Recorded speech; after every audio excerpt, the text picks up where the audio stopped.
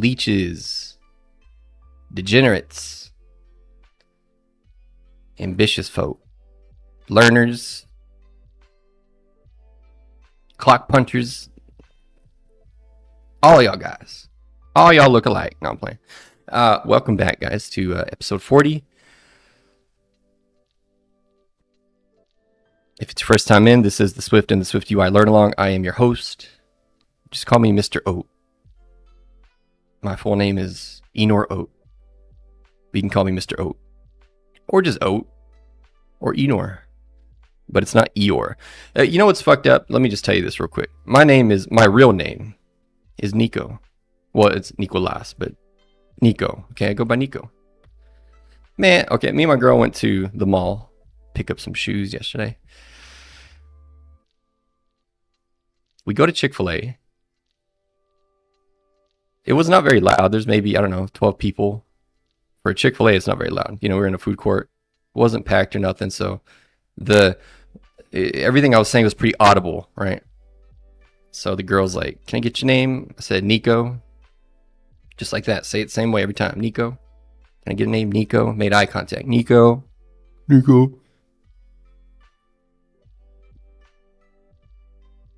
We get that bag back. My girl, she went and grabbed the food, right?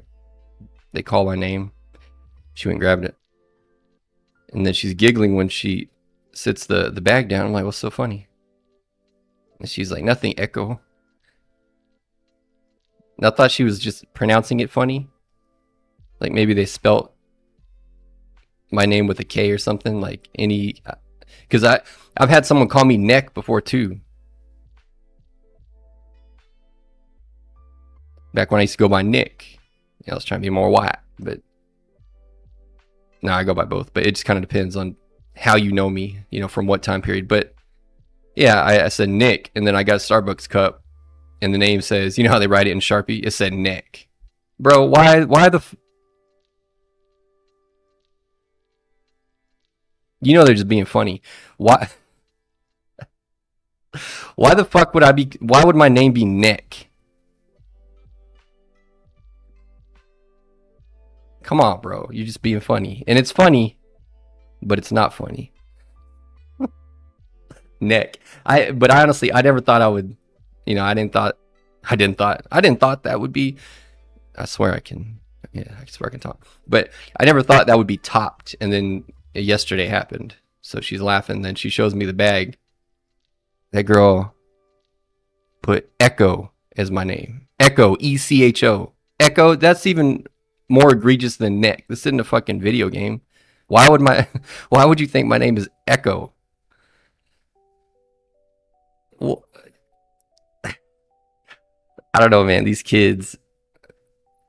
But I'll let her slide because I'm not saying she's dumb. I'm just saying I mumble. So I'll give her the benefit of the doubt. But still, Echo, brother. Like maybe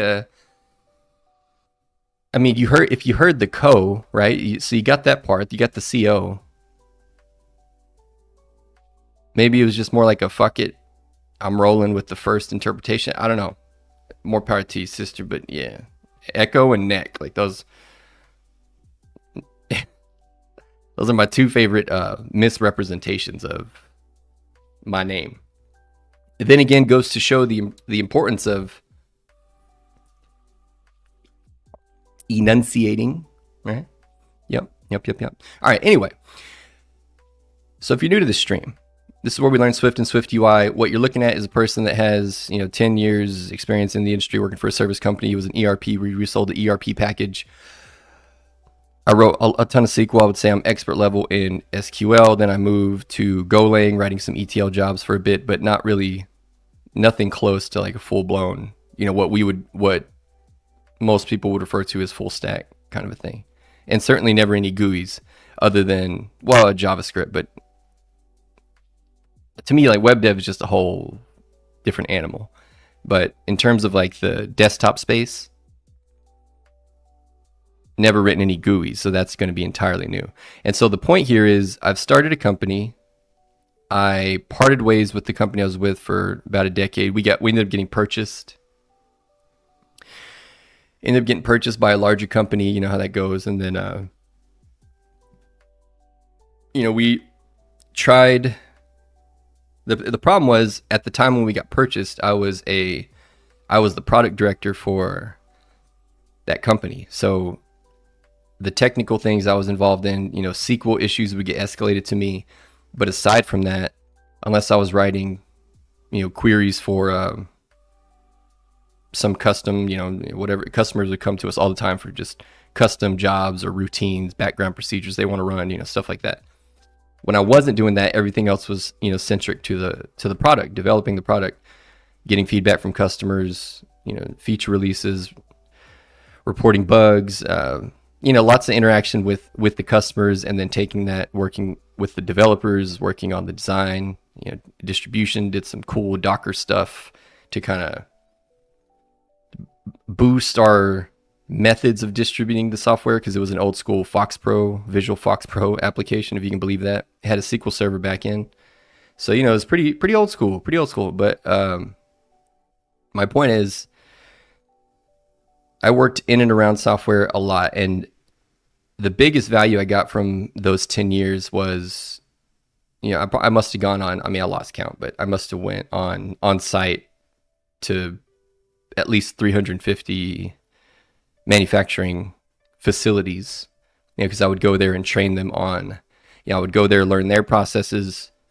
Once they signed up with, once we got the sale, so they signed the sales contract, the projects themselves are full-blown, ERP replacements. So either replacing what they got, or they don't have one and we're moving them to it.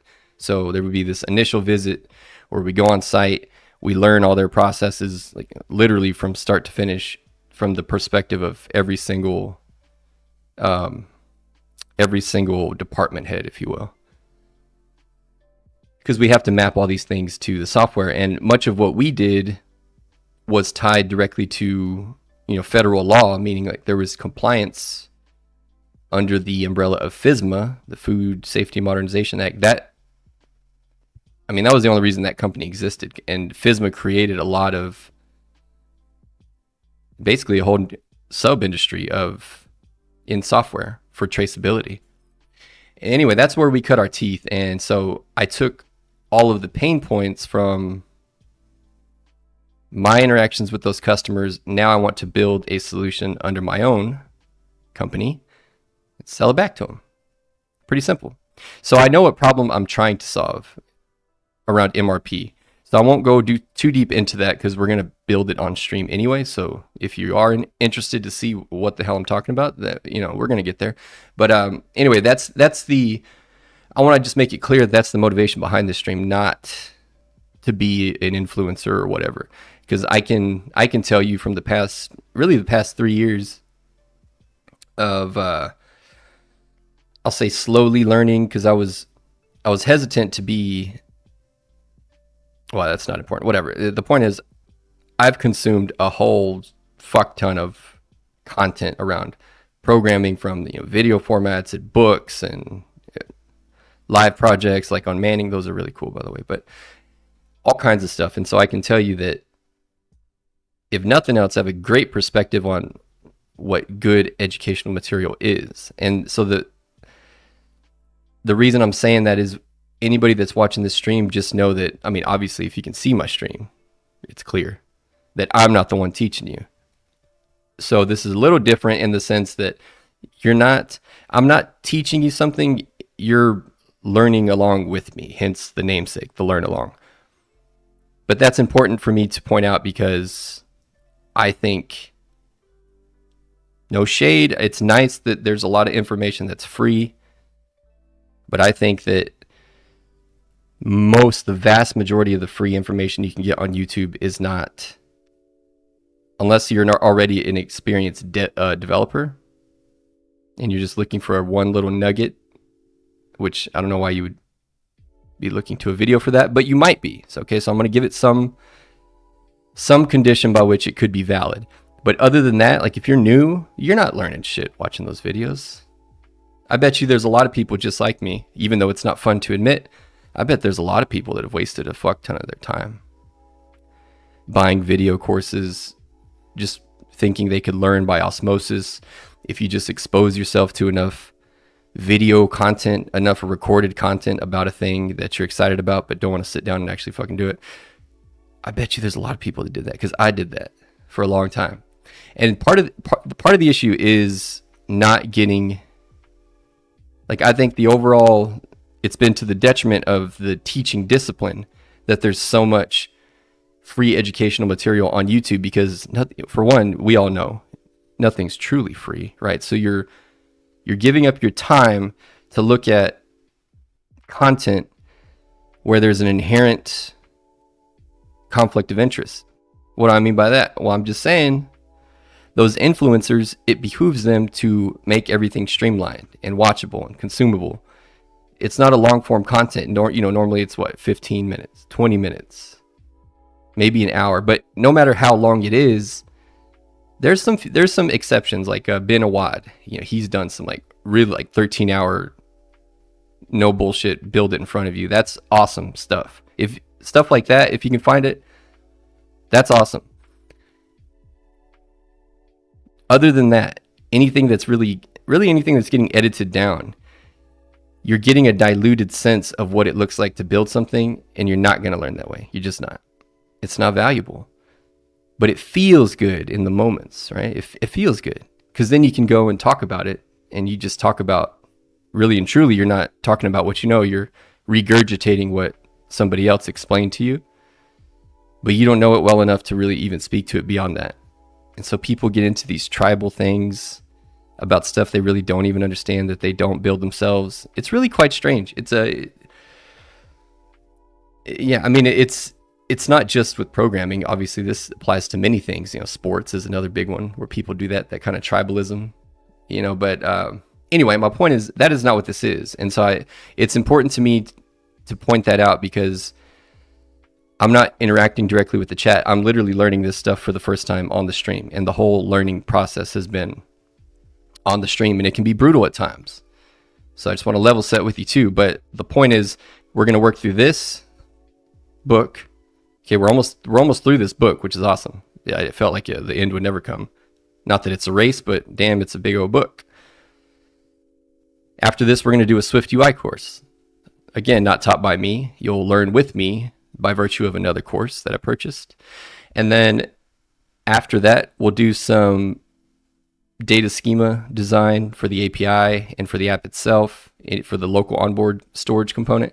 And then we'll go back to the books, another big Nerd Ranch guide, which is the company that wrote this book here on Swift. And that will focus on Apple's APIs proper.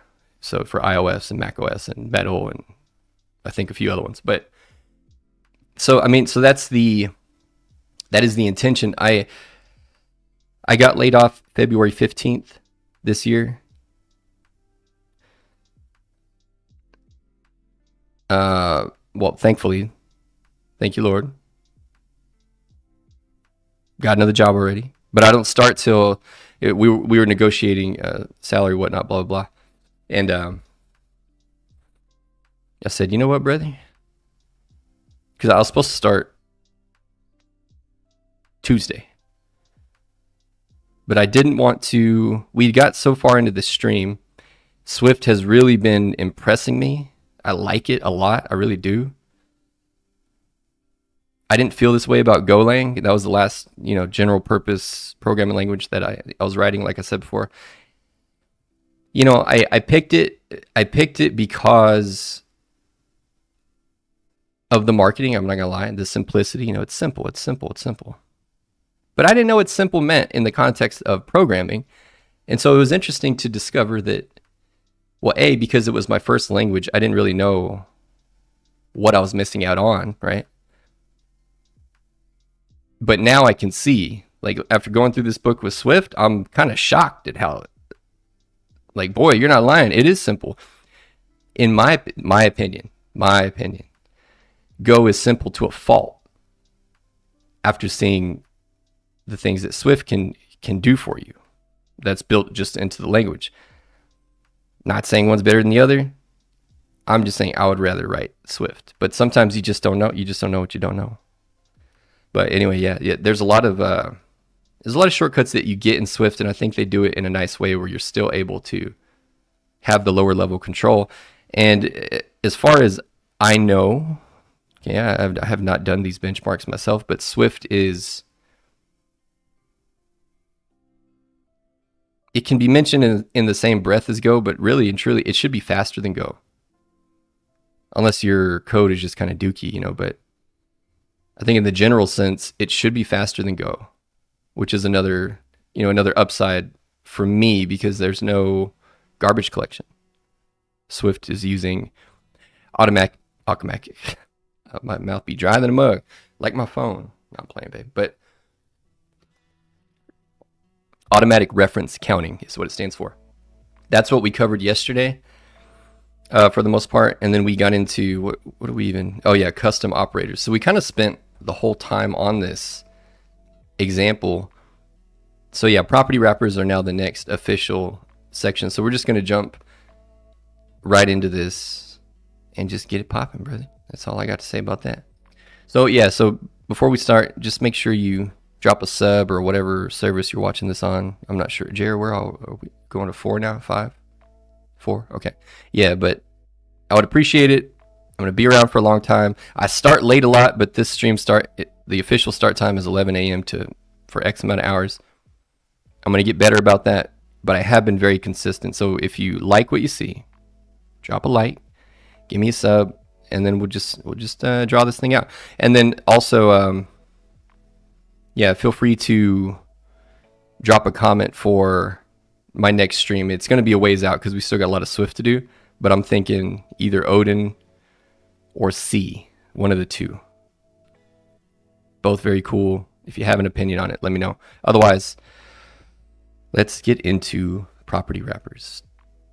Man, 662 of 818. We're getting there. We're getting there. And I think really, for the most part, out of all the sections of this book, so this is what we covered so far. You got your basics, all the conditionals, number of switch loops, control flow, arrays, all the data types, closures, how to write functions, the different types, reference types versus value types, since Swift has, it supports multiple paradigms. Most of the stuff, the protocols made great sense, extensions made great sense, generics was a doozy, but it now makes sense to me. The syntax is a little funky to get used to. Error handling was straightforward. Memory management kind of kicked my ass, but I was asking, a lot of questions that really to write apps you wouldn't need to know, but I think it's nice to understand something to the extent that you feel comfortable. That's always different for people, but I think like minimally, obviously you need to understand how your tool handles it. And then if you want to dig further beneath that to understand how that interacts with, modern hardware or whatever, that's on you. But for the most part, I like to understand at least one level lower than the thing that I need to work with. That's just always been a good guideline for me. It's brought a lot of value to what I do. And it's helped a lot in tense moments when you either got to, your work needs to hold up against somebody else's, because a lot of times what I was doing in a past life was auditing work, because customers, once they get something in their head in terms of like a bug in software, fucking with their data and messing things up, because a lot of our, it was an ERP package. We would do modifications. For example, we had a distributor that built their whole contract system. Our FoxPro developers replicated their logic from their old program. And so, they're going through it with a fine-tooth comb, and the second they see a bug, it can take, a matter of months of no issues before they stop reporting things that are, false alarms or user error. So there were a ton of times where I'd have to, go audit the data, understand the logic, recreate it with something readable to be able to show them. So a lot of times that looked like writing it in SQL first to get myself the data, see what's going on, pull a data set, and then write functions in Excel because that's what they understood. so they can understand it. But my point is that if you don't understand the lower level, at least one beneath, when those questions come at you about what's happening, if you can only talk up here, everybody else that kind of thinks, I'll say like me because I like to go one level lower, if they too have those kind of questions, you need to be able to speak to those. And then you control the room. But otherwise, if you're like, let me call it, no one wants to. It's just bad. You may not even be in the wrong, but it just still looks bad. But anyway, I'm not sure why I was talking about that. But property wrappers. All right, so manipulating data as it is stored into or retrieved from a property is a common task in programming. Indeed. In Chapter 20, you saw an implementation of a fuel level property. As fuel is added and used up, the fuel percentage of a car's fuel tank changes, but it must always stay between 0 and 1. The fuel level property you wrote earlier uses precondition to check a provided value, and trap if the value was outside the allowed range. In Chapter 23, you learned about other ways to handle runtime errors like invalid inputs. Yeah. Oh, precondition, by the way, was a really neat little... so they showed us two. There was assert. So you can kind of see the signature right there. Assert. And then condition. You can use assert and more for debugging. So if you wanted to have the code break, if it doesn't meet a certain condition, you could use assert, and that would give you access to, runtime logs that are just kind of built into that function. But the thing is, with assert, when you build the app, those conditions get removed. So that behavior goes away. So it's really more for debugging, testing to get it to a, you're more so relying on your, at least to me is how I think about it. You're relying on your ability to throw those edge cases, to know the edge cases and throw them at your code. You're making sure it can handle it. Once it passes, you build, and then you send the app out, or you deploy the app, I should say, without these conditions still being there to enforce the condition during runtime. With the thought being, in theory, you would have already checked for them, right? With your asserts in the source code. That's one aspect of it. Now, the good side, or the upside there would be, because when you build, the compiler will remove those conditions. You don't have to worry about any added overhead with these condition checks when your app is actually running. So that's clearly, that's great, right? For that use case.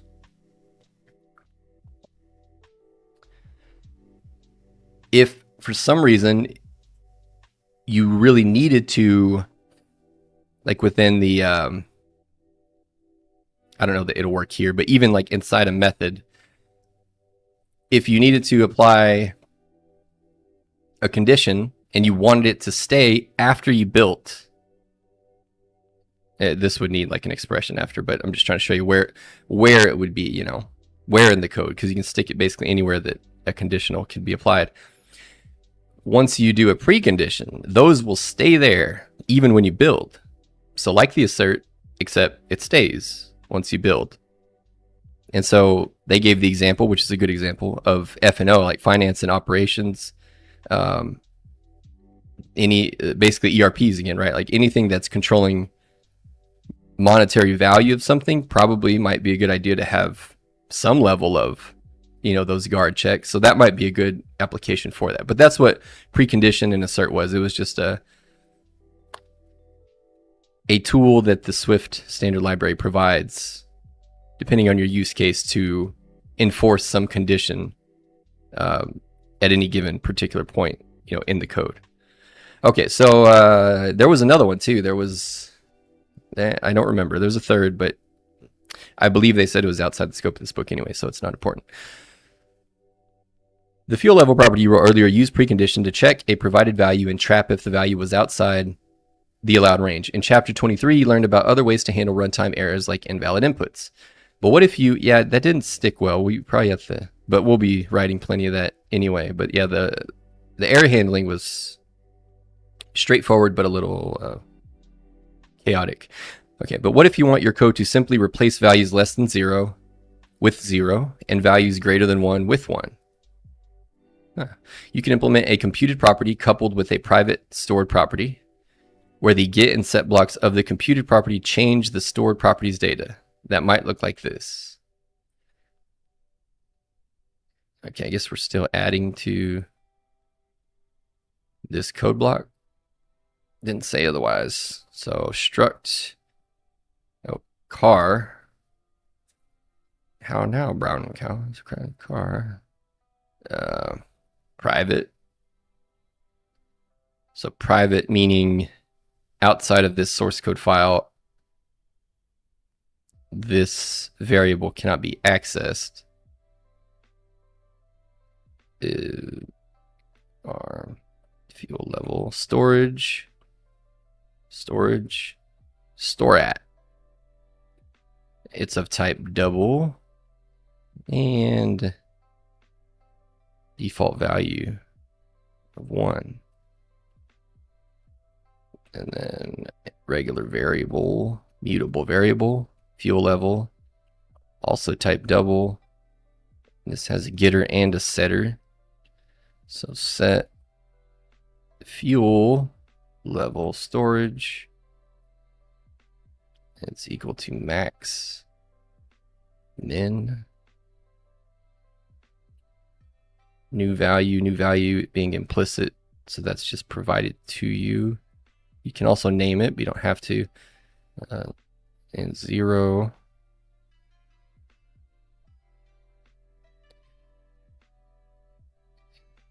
Get return fuel level storage. All right.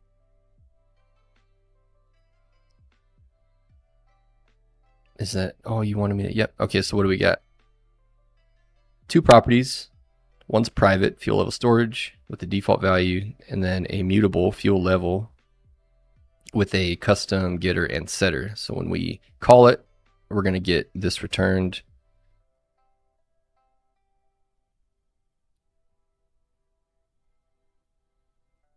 And then when we set it, fuel level storage is equal to max min, value 1, 0.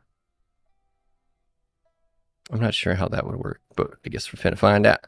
Here, the internal fuel level computed property allows users of the car type to set and retrieve a value that is secretly stored in the fuel level storage private variable.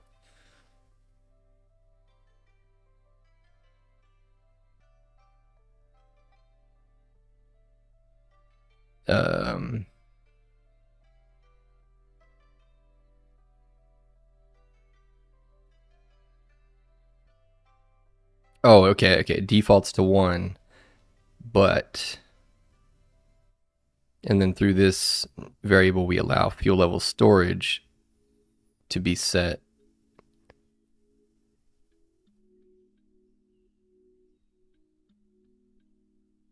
And then we can also get it through this method. Okay. Here, the internal fuel level computed property allows users of the car type to set and retrieve a value that is secretly stored in the fuel level storage private variable. The set block, try not to yawn. Damn it. Pardon me. The set block clamps to the range of 0 through 1 by storing a value of 1 when the value is too high, or storing a value of 0 when the value is too low. The set block clamps to the range, because min-max. So first we would take the minimum value.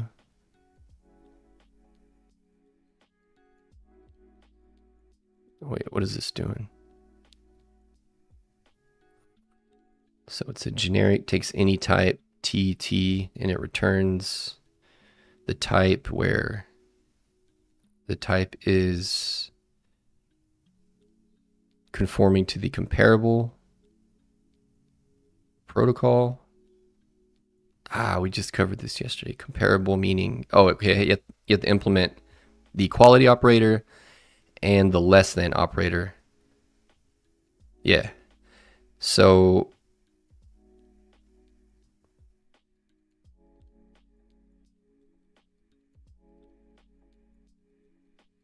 wait, what? Okay, return value less than return value the lesser of x and y. If x is equal to y, return x.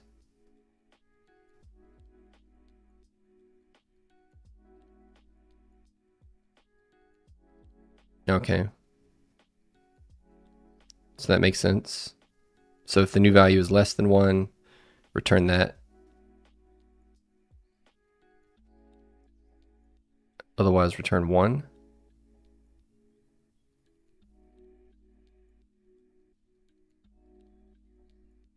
Which would then be,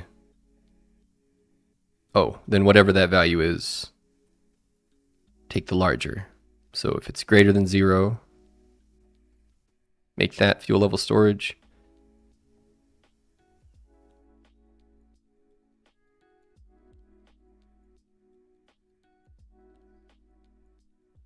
Wait, if it's greater than, oh yeah. So yeah, if it's greater than 0, just give me that back.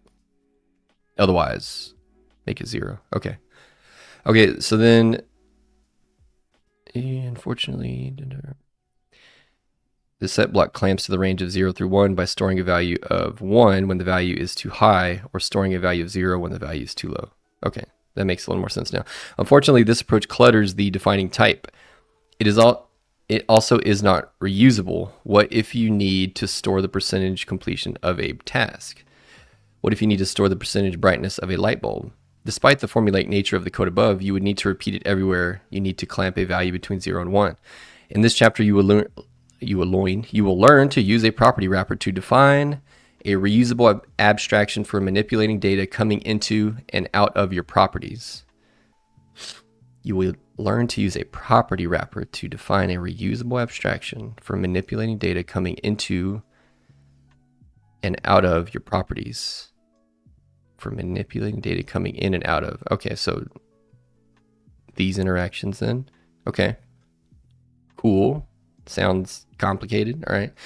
A property wrapper is a specialized enum, struct, or class that you define to hold and manipulate a wrapped value that uses computed properties internally.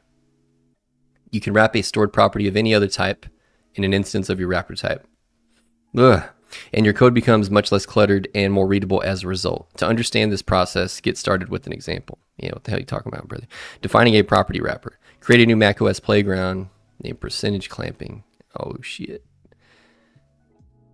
This sounds cool. Cool enough, brother. Percentage clamping.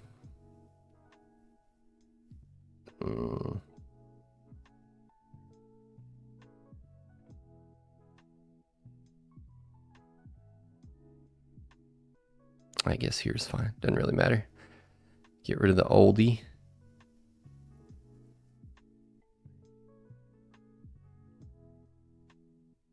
Close it. Okay. Define a simple car struct. Struct car. Var. Struct car var. Fuel level double. Default value 1.0.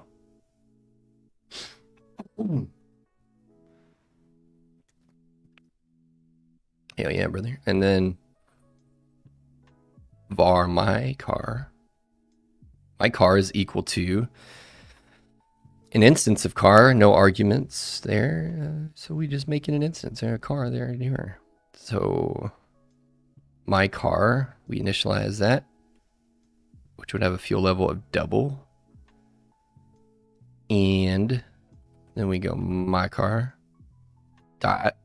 Since it's an instance, now we access the property with the dot notation. Fuel level is equal to 1.1. 1.1. And then print fuel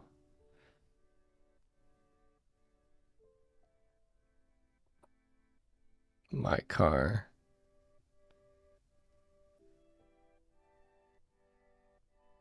Oh, I was wondering why it looked like that. Okay, fuel.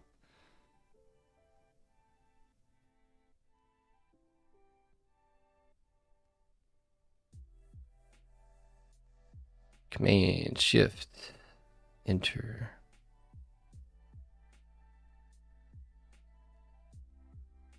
Let me just struggle to hover my mouse directly on the 1 pixel where it'll fucking register. Come on, guys.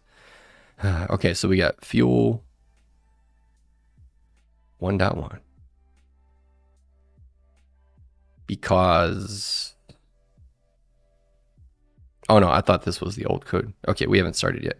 Okay, in real life, there's nothing special about this type. You define and create an instance of car and overfill its tank by trying to put 110% of a tank's worth of fuel into it. Oh, I see, because 1.1. In real life, the extra would spell out, leaving your tank 100% full. But your playground output reflects a fuel level of 1.1. This is no good. Open up Navigator area using the... Okay. Select the sources group. Oh, yeah. Shucks. Wish the sun would come out. I can't wake up. It's so rainy here. Okay, sources. Select the sources group. Okay, I did. Then create a new Swift file. Okay.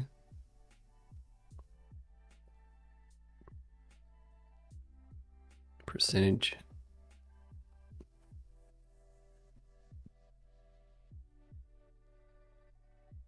Okay. And it should look like... Okay. When you're working in a playground and want to separate some of your code into... When you're working in a playground and want to separate some of your code into other files like you do in a project, you can do it by adding those files to the sources group. Oh, okay, cool. Yeah, which is significant only because the playgrounds run top down, whereas standard Swift projects don't necessarily follow that paradigm. You can write them that way, I suppose, but yeah, not guaranteed. So an important thing to note is all. When you're working in a playground, what's some... Okay, yeah.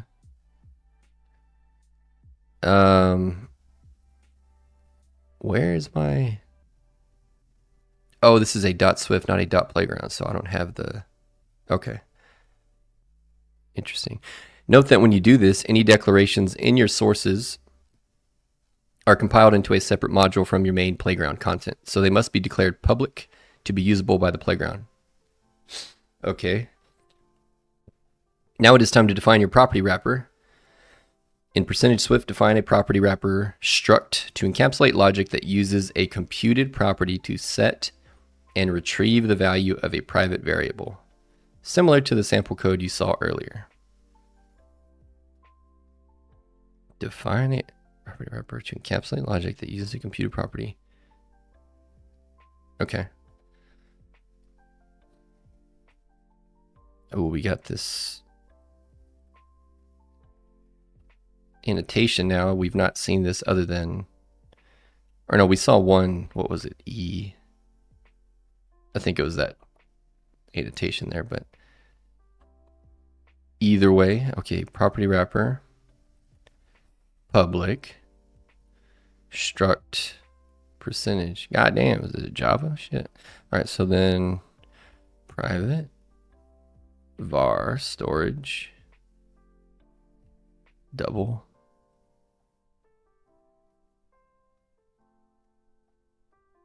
Oh, so that's interesting. So public can make this type accessible by other files, but inside I can have a private, still have a private.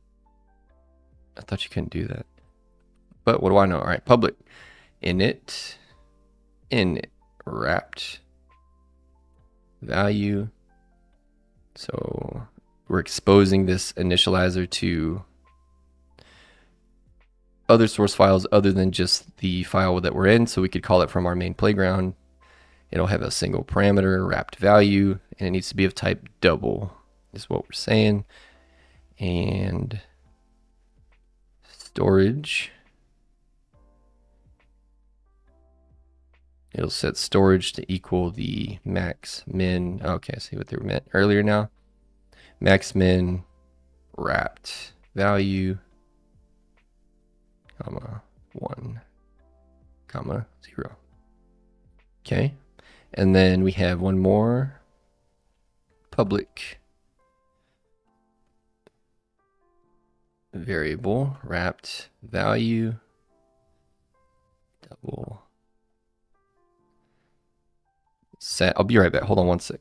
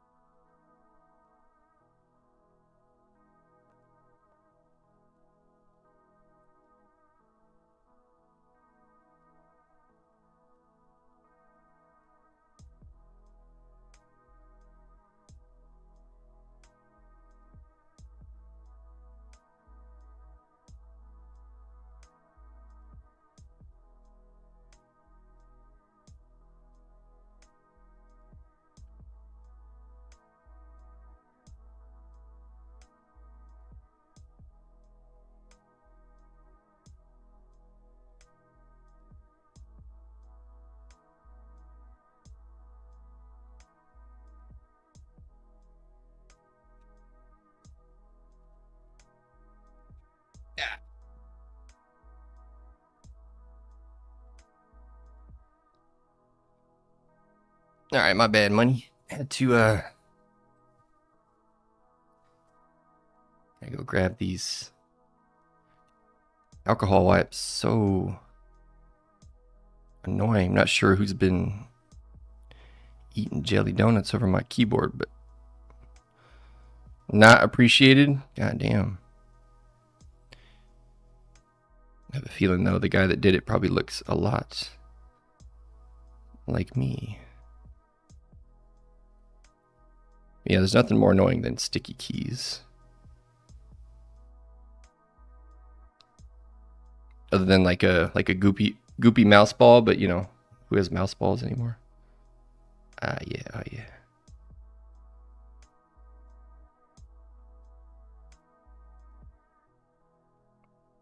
Ooh. I have the Kinesis Advantage 2. If you know what that is, brother.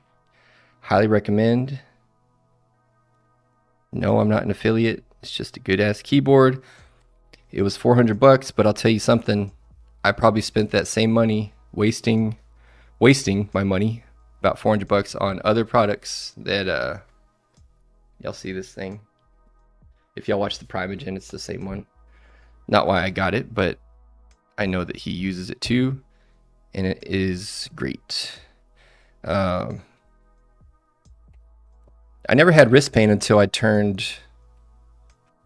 I mean, I was probably working hardcore, like office style, you know, typing every day, lurched over type stuff since I was 23, 34 now. So it took a while, but it did catch up to me. So I started getting this terrible pain, especially in my right forearm, and this fixed it, brother. So shout out Advantage Kinesis, or Kinesis Advantage. Great keyboard. No backlighting though, that stinks. But other than that, great. Okay, so where were we? We were writing this. Yeah, the setter. Okay, so we got a public variable wrapped value, and we're setting storage. Okay, so that same, it literally is that same technique. having the private variable that I assume cannot be changed, right? No one can access this, but we have a public one that allows setting that very same private variable storage to something.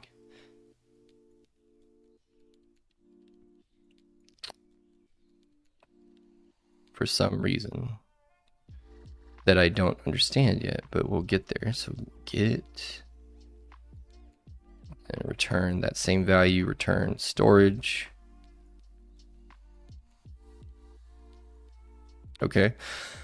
There's very little new syntax here. You define a percentage struct with a private variable along with an initializer and a computed property that both set a value on the private property. The new syntax is the at property wrapper attribute. So this dilemma this attribute marks your type as a property wrapper, which can now be used as the wrapping type for any other property.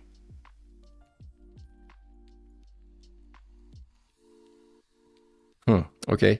The only requirements for a property wrapper are a variable named wrapped value and an initializer whose first argument is called wrapped value. Oh, hence our initializer wrapped value. And we only need to have what? The only requirement for the property wrapper are a variable named wrapped value. Okay. So we can do that because we have this wrapped value property here defined. Let's here since a property. There's another rule they mentioned. Where did it go? The only requirements for a property wrapper are wrap value and an initializer whose first argument is called wrap value. Okay, so these are a pair, or this is a set of requirements. So you have to have both the property wrapped value and an initializer whose first value is wrapped value. Okay. I should probably go ahead and highlight that one.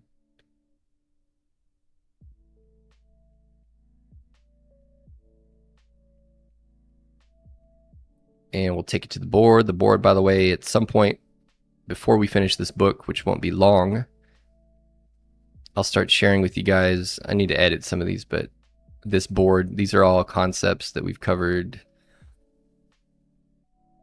Just talking through things that needed some additional answering, at least by my assessment.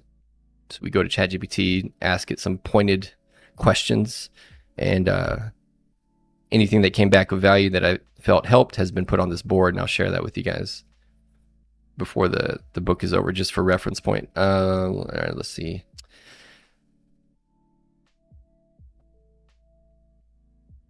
What the hell? Okay, wrap. It was not coming to my head. Wrap properties. All right, Xcode, Kindle. Same type. Since a property wrapper exists to manipulate data coming into or out of a property, the wrapped value is generally a computed property. The wrapped value is generally yeah, which we have here.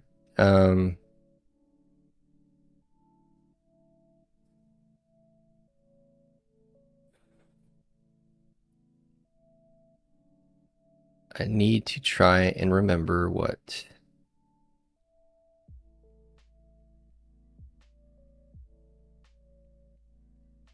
I guess that's not working for some reason.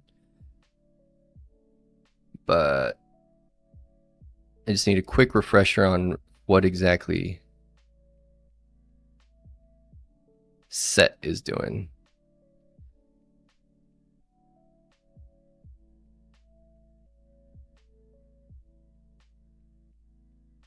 Why can't? No. There we go. No, that's not what I meant. God damn it.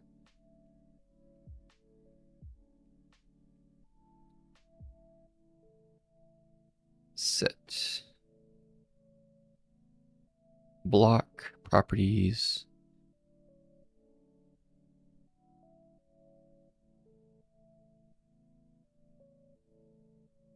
All right, setting for computer random set block.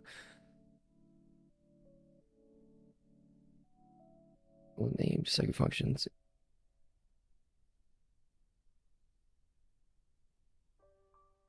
It doesn't really explain what it's doing though.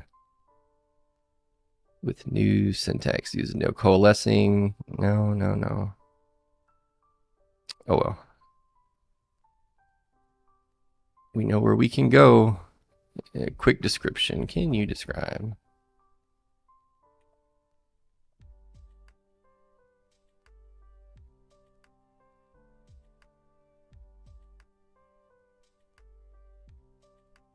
Custom behavior for setting the property value allows you to add additional logic when the new value is assigned to the property.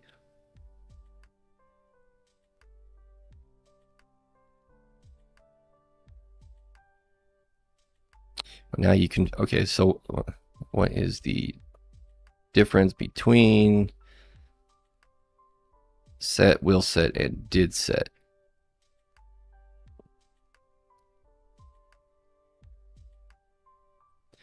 So the set block is used within a computed property to define the actions that should be performed when a new value is assigned to the property. Okay, so on the caller, do all that stuff. So, okay, that makes sense. That makes good sense. The will set block is a property observer that gets called just before the property value is about to change.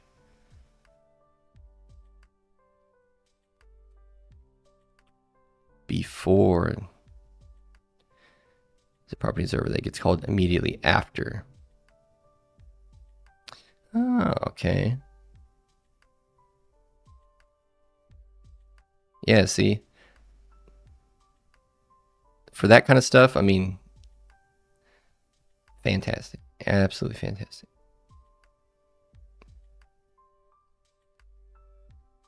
Set, will set, and did set, dip set, and that. Okay. All right, so that makes a lot of sense. So if we were to call the type, well, I guess it's not, or no, it is. Yeah, it is. So var sum equal.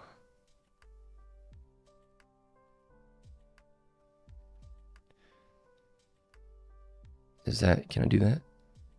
Percentage. Looks like it. And then right, string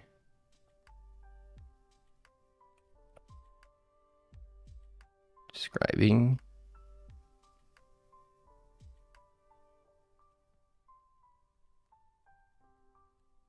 and that prints fuel one. Oh wait, that's not what I wanted.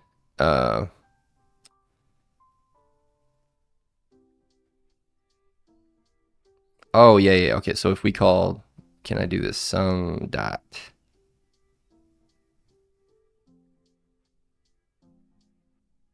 storage? I can get to wrapped value.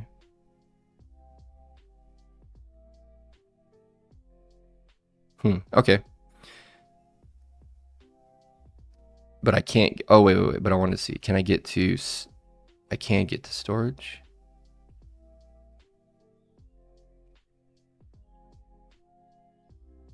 Oh, right, because it gets there indirectly by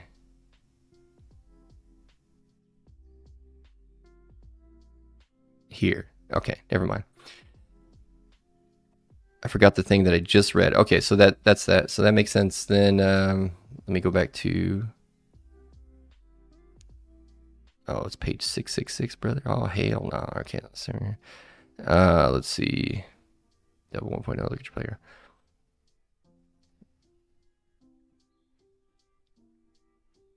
And there. Switch back to your playground by clicking percentage clamping at the top of the navigator area. Use your property wrapper to see the benefit it brings. Okay. Store value between accesses. Or I think I skipped this part, which can now be used. Okay. This attribute marks your type as a property wrapper, which can now be used as the wrapping type for any other property. The only requirements for property wrapper are a variable name wrap value and an initializer whose first argument is called wrap value, which must be of the same type as the variable. Since a property wrapper exists to manipulate data coming into or out of a property, the wrap value is generally a computed property, and the property wrapper will often have a private property to store a value between accesses. Will often have a private property to store. Oh, right. Okay, here. Gotcha. Oh, so that's the purpose of that. I see. That's pretty clever. All right, so switch back to your playground by clicking percentage clamping at the top of the navigator area. Okay. And now we can use our wrapper. Oh, look at that. Looking like TypeScript, kind of. Percentage. Not that they're the first to... Yeah, I've always liked the at for this kind of stuff. It just makes good sense. But you know, the at is just it's very pragmatic verb in general. Very indicative of many things with just two short little letters. What a great word, at. Give it up for at. All right, so now we got that percentage. Yep. Look at your playground. Try not to sneeze, man. How is it raining and I'm still being attacked by allergies? Holy shit. Y'all can't even hear it. Maybe, probably not. Because of the noise canceling, but hella thunder right now, brother. Feels like Shaq's dancing on the roof. Okay, fuel 1.0. What just happened?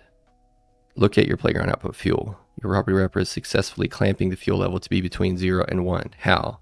Oh, I see. Okay, yeah. Let's try to figure out how before they tell us. So we had this struct absent of the wrapper, previously. So let's pretend this is not there for now.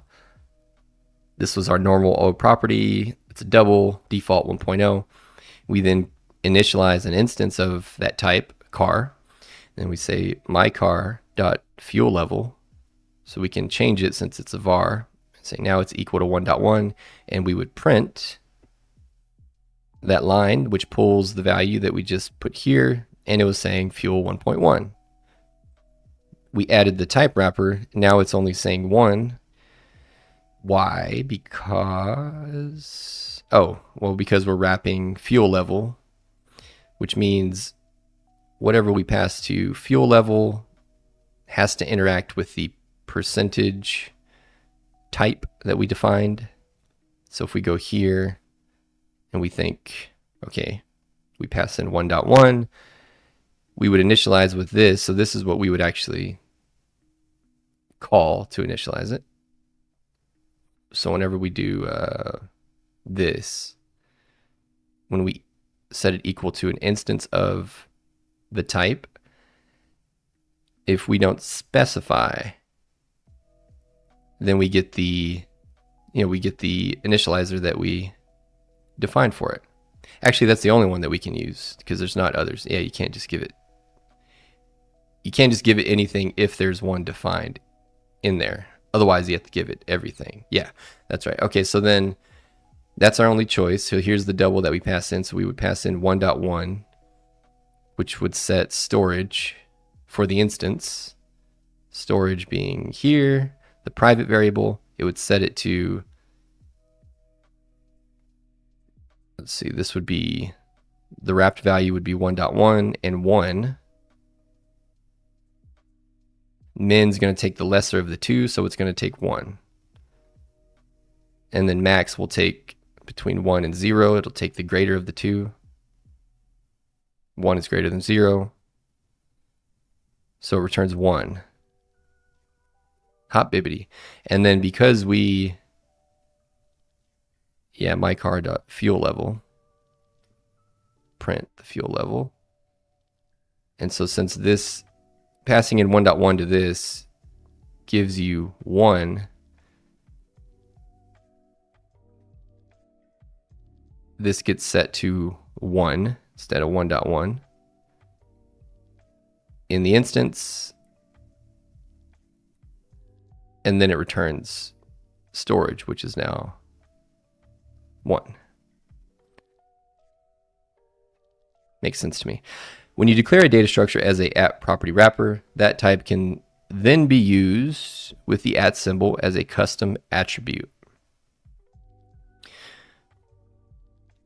Then, when you declare a property using a property wrapper attribute such as @%, the compiler rewrites your property declaration to use an instance of the wrapper type % of the wrapper type to handle the storage and transformation of its value.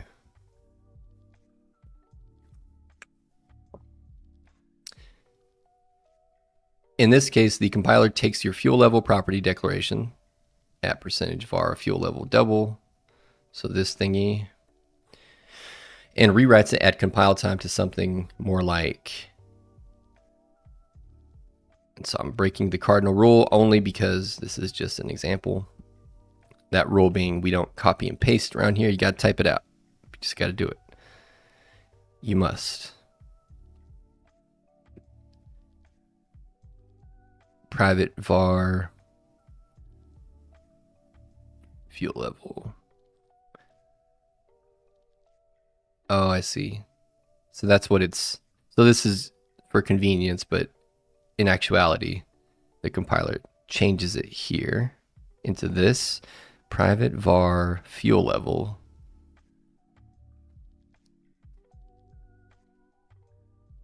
I think the underbar, what is that doing? Discarding? I forget. I gotta ask. What the meaning of an underbar at the beginning of a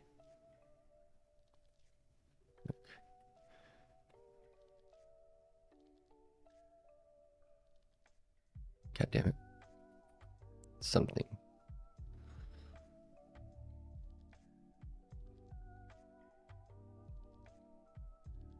Although it does not have, oh, it doesn't? Okay. Indicating a private or internal implementation detail. The underscore is often used to indicate that the variable is intended to be private or an internal detail of the implementation that should not be accessed directly from outside the class or struct. This helps signal to other devs that this variable is meant for internal use only. Okay. Avoiding name clashes. Okay. Okay, so just convention, but temporary variables or placeholders. Underscores can be used for temporary variables or placeholders in situations where a variable is required, but the syntax, but the value is not actually used. This usage is more common with standalone underscore rather than a prefix. You know, this is this bothered me for so long with the for loops just before I understood what was happening, because especially in Go, because you'll see a lot of for I in, or I mean, you probably see it elsewhere, but I was reading, you know, Go literature, so that's my reference point. But that always fucking bothered me. Like, what the hell is I? What is it?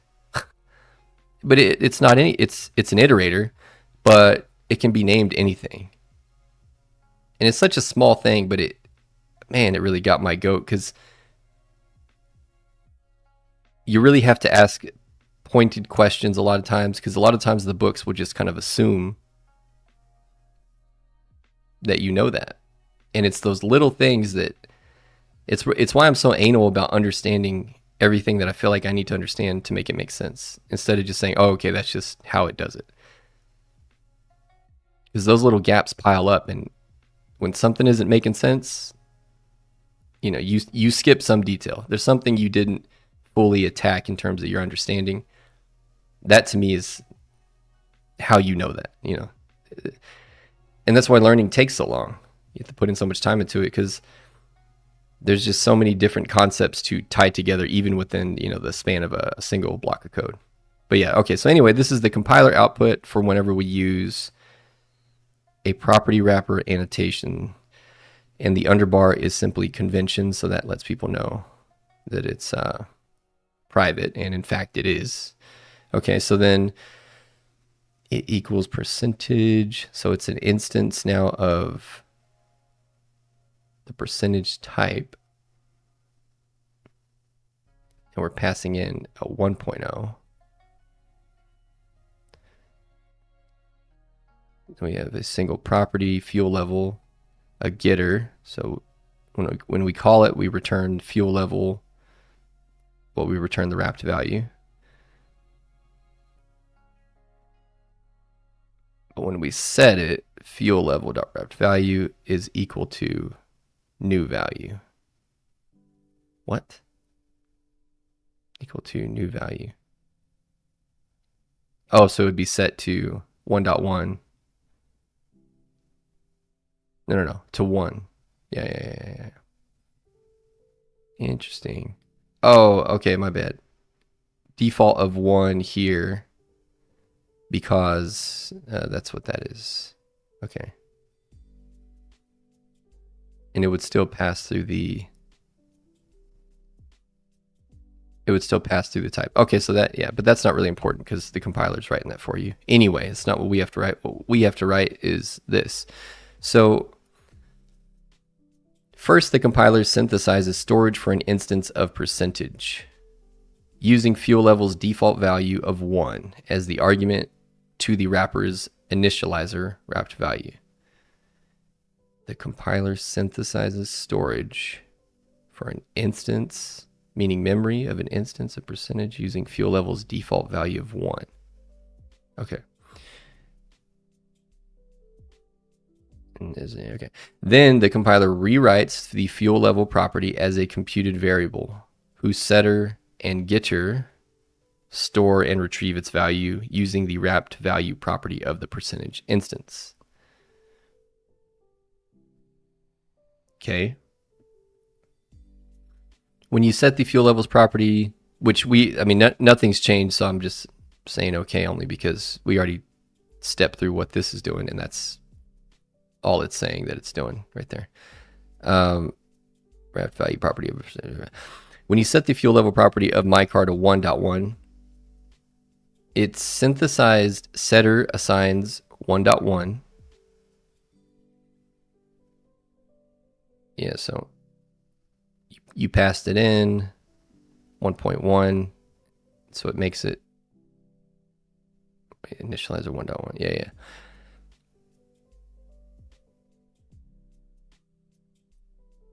When you use the fuel level property of my car to 1.1, its synthesized setter assigns 1.1 to the wrapped value of the wrapping instance of percentage, which clamps and stores the value in its own storage property in here. Yeah. Fuel level.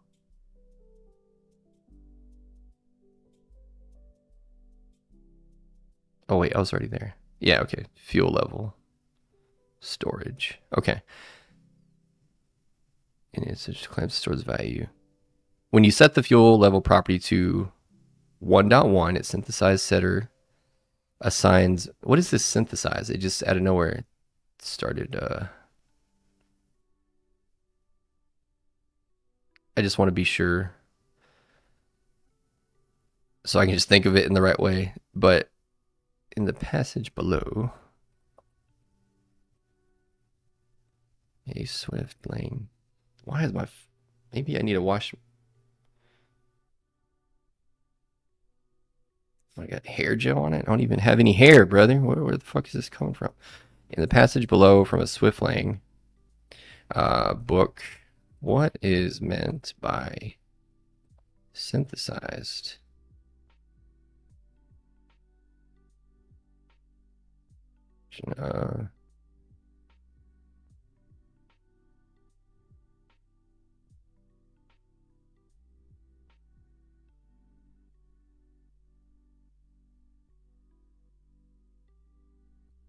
Refers to the automatic generation of certain components by the Swift compiler in the context of wrappers.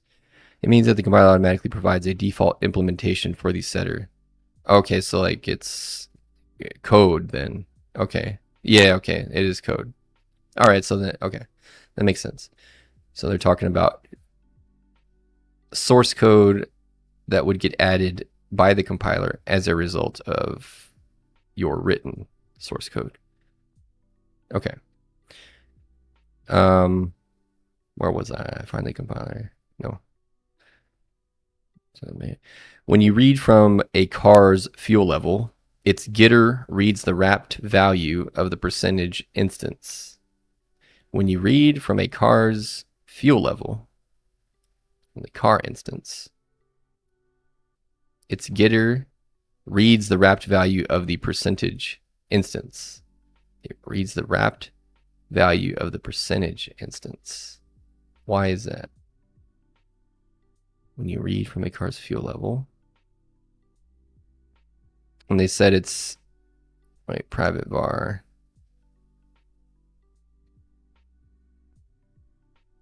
Oh, right, because of, so we should really look at fuel level as it's treated in percentage. Okay, yeah, that's the easiest way to think about it, to me.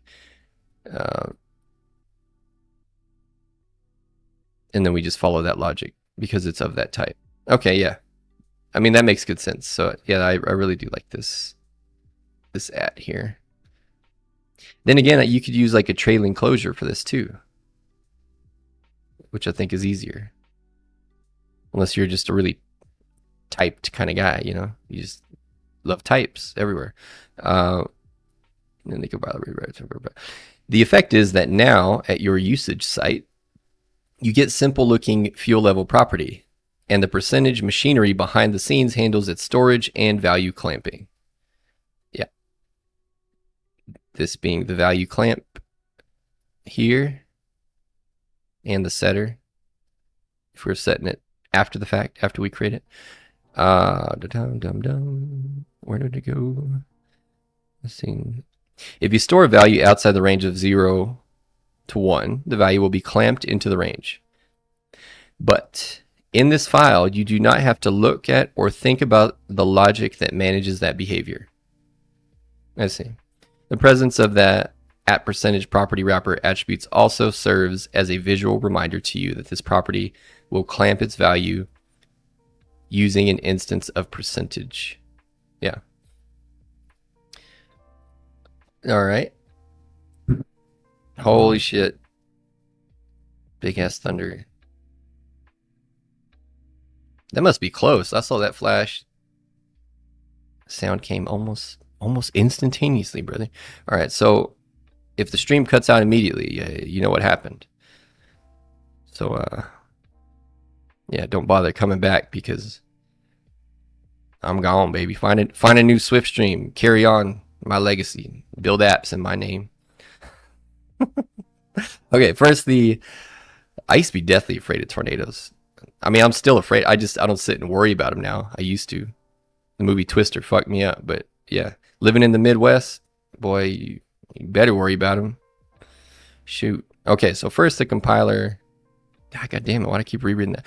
The effect is that now at your site, get a simple looking fuel level. Yeah, abstract the logic. Okay, that is a lot of free work. Your data manipulation needs have now been cleanly abstracted into a property wrapper that you can use to wrap any double property. Yeah, I mean, that's nice, I suppose. Add another wrap property to your car.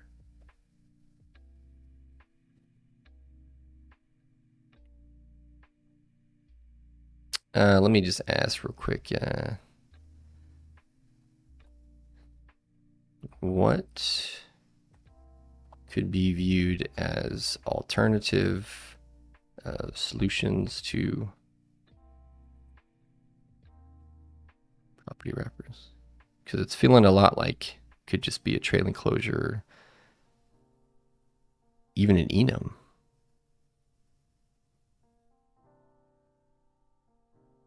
Yeah, computed properties. Yeah.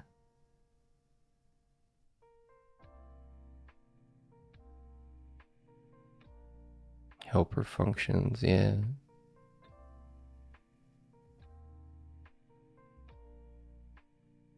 Delegation. We haven't covered that yet.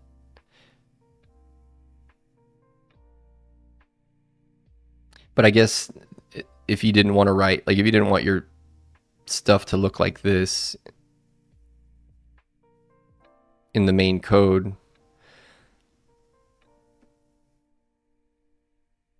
and then it could just look like so. I don't know, whatever. But yeah, okay, so there is plenty of ways to not go this route if I don't want to do this. I'm not positive yet, but I do tend to prefer just having the least amount, within reason, the least amount of source code files. So anything that kind of, encourages separating logic and just having these, everything points to something else, I try to skirt that as much as possible. I got enough of that. Got a taste of that elsewhere, was not super keen on it. Now you have two properties, both clamped to values between 0 and 1, and the compiler handles the rest. There are two hidden instances of percentage, one for storing and clamping values assigned to fuel level, and one to do the same for wiper fluid level. Ooh, pardon me.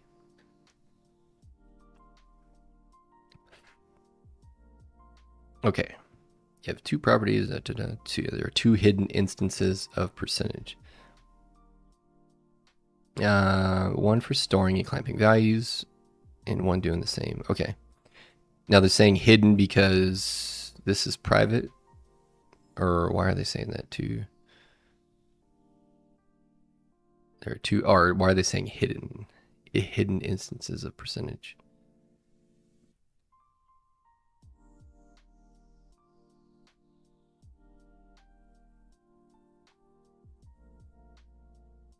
Or unless they're being very literal in the sense that the logic is like in a different source code file, but hey, let's find out. What is meant by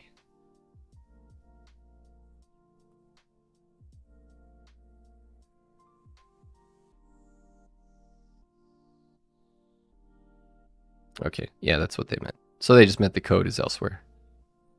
I wonder if what you call it?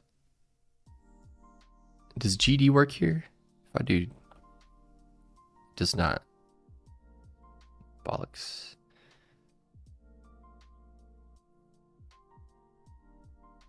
That stinks. Why not? GD.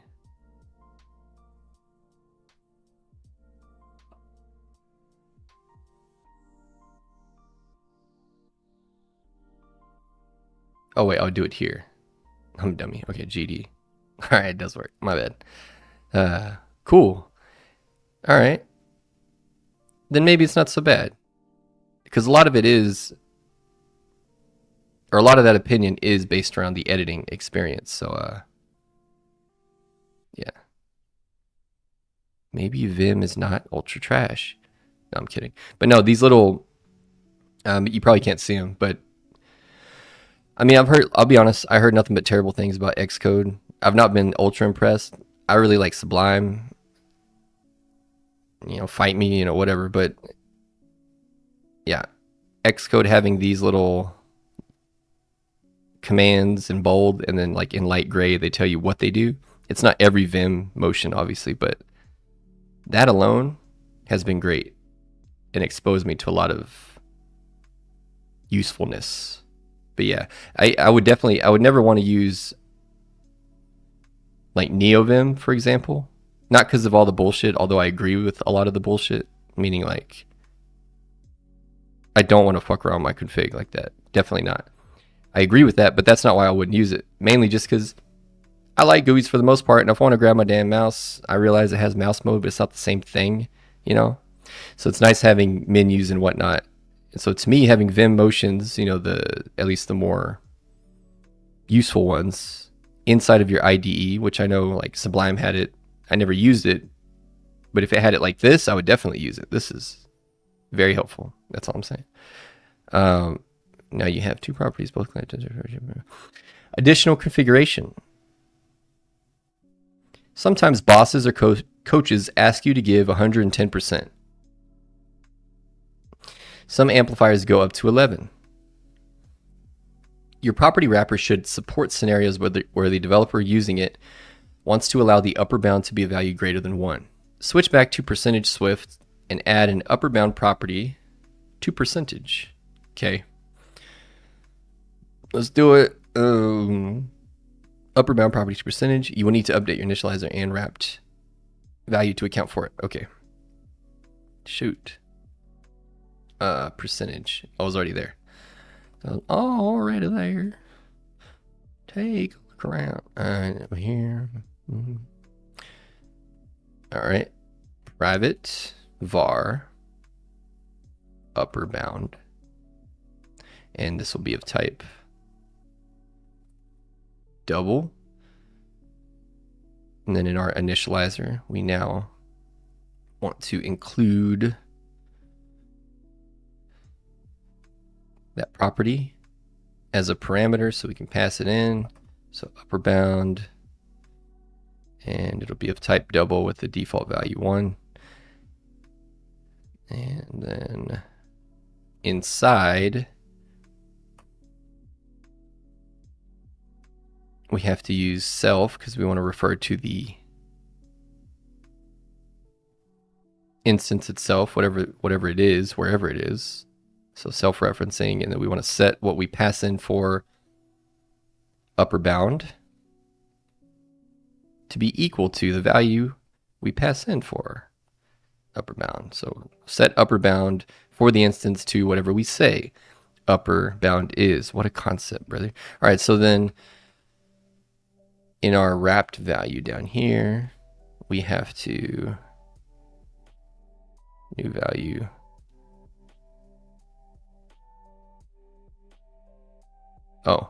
instead of 1, now it's upper bound.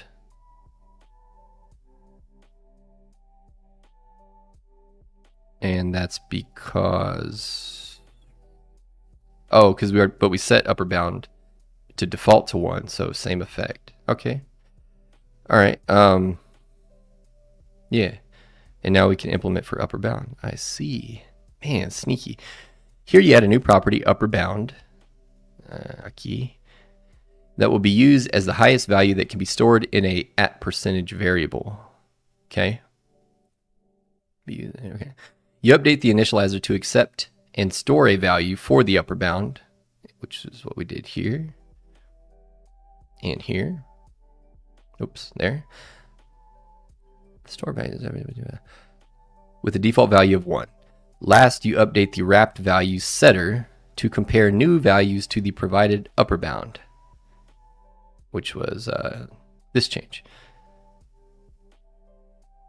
Return to the main playground content and add a new wrapped property, this time with an upper bound. All right, brother. In the struct, control E into line, @%.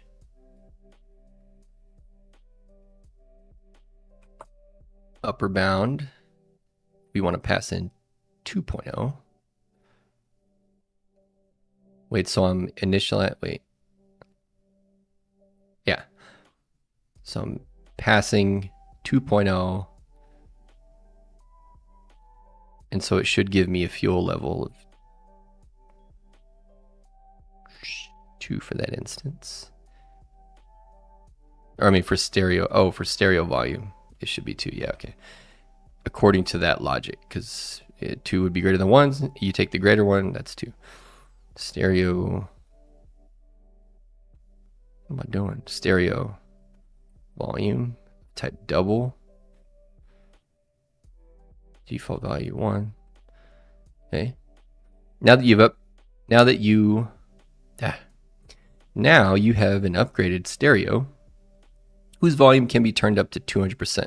More to the point, the declaration @% parentheses upper bound 2.0, which is what we did here,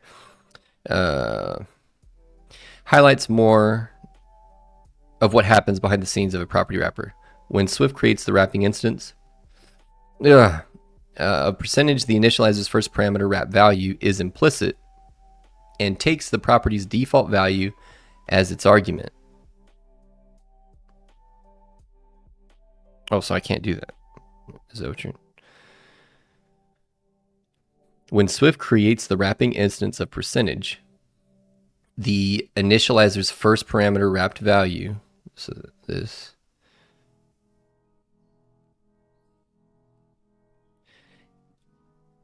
the initializer's first parameter.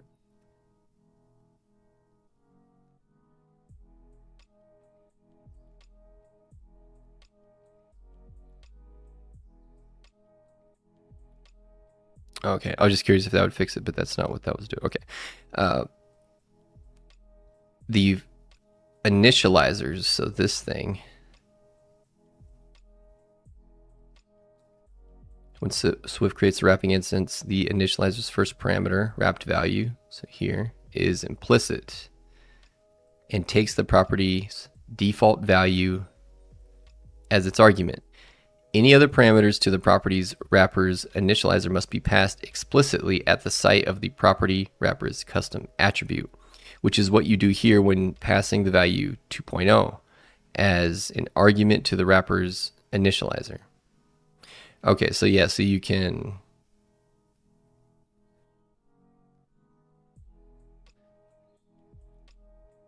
Even though it's implicit, if you want it to be different, you can still specify and then pass it. So in this case, upper bound 2.0. So yeah. Yeah. Now you can test this wrap property to see its behavior. Extra argument. I'm still getting an error though, brother. What did y'all change? Did I miss something? Percentage upper bound 2.0 var stereo volume double equal 1.0. That's it.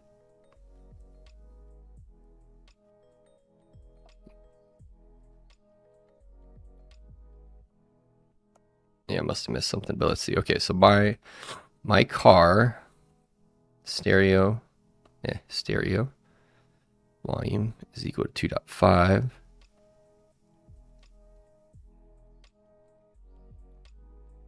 Print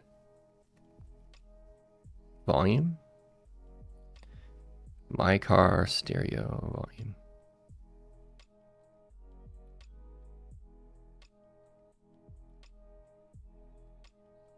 Print fuel, print volume. See, that's weird. It had that error went away. It's kind of like why it's one of the reasons it reminds me a lot of Xcode, reminds me a lot of JetBrains. They both have kind of the same issues. Like, well, I mean, JetBrains is just, I don't know. There's too much going on in the background, like, and it tells you bad info like that. It sometimes won't change until you restart the whole thing. It's always kind of been my gripe with IDEs, but I mean, just glad they exist, honestly, outside of, better than just typing in a notepad. So takes all kinds, I suppose. Sublime has an updated Swift plugin, so I mean, I bet. Yeah, we'll try it. Honestly, we'll try it, because when we get to the iOS part, I wonder if, yeah, we can try it for like a week. Maybe I can write most of my Swift in Sublime, and if I need, like the what do you call them, simulators or whatever, publishing the app itself, then I can fire up Xcode. Maybe, we'll see. Maybe I'll get used to it. Test the property, see its behavior. So then print. Okay, so we got that. Your playground output should end with the correct value, volume 2.0. That's what we got there at the bottom. Hard to see, but just gotta take my word for it, brother. Accessing the wrapper itself. A type with a wrap property such as car and its fuel level can access the wrapper object directly. A type with a wrap property such as car. Oh, okay. So the car type itself can access. Okay. Rather than its wrapped value by prefixing the wrapped property name with an underscore.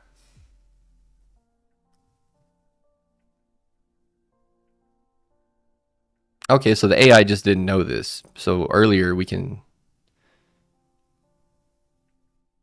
I didn't put that on the board, did I? Because that... No, I didn't. Yeah, so what it said earlier about the underbar is not entirely accurate, because they're saying it does have syntactic applicability and relevance. Can access the wrapper object. A type with a wrapper a type with a wrapped property. So car is an example of this, because this is a wrapped property. Or rather, this is a wrap property. This is how you wrap the property, I should say. Can access wrap object. Can access the wrapper object directly. So we can access the percentage type. That's our wrapper object directly rather than its wrapped value, which would be the field level in this case, by prefixing the word, the wrapped property, by prefixing the wrapped property name with an underscore. Okay. Demonstrate this feature by making car conform to custom string convertible and log in the wrapper from the description property. Ugh. No, don't do it. Nope. Oh, weird. Okay, I'm not tired. You're tired. All right, so then struct car down here, brother. Extension. I like extensions. They made good. Hold on, I'm going to wash my hands. I think, matter of fact, I think I. Oh, shit, more thunder. Brother, I tell you, I might end up in. All I know, I think if a tornado came, brother, I just hope it throws me. Like I just get a clean lift, just throw me directly up into the air. You know, no debris, whatever. That way I'm not immediately dead. And then I hope it throws me to the Arctic or something, you know. That way I can just freeze on impact almost immediately. And then get discovered. You know, they find me all froze up like 1,000 years later, come out. Some shit like that would be cool. Other than that, I don't see how a tornado interaction could ever be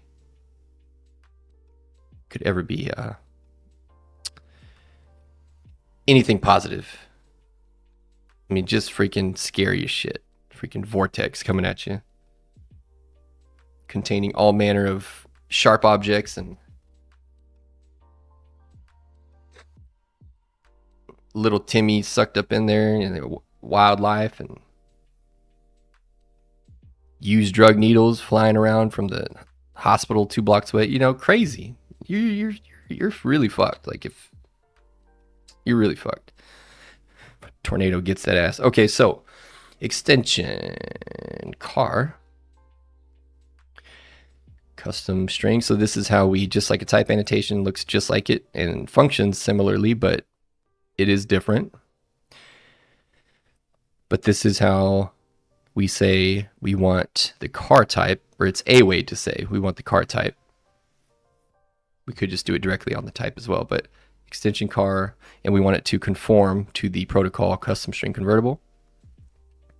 So that's what we're saying here. And then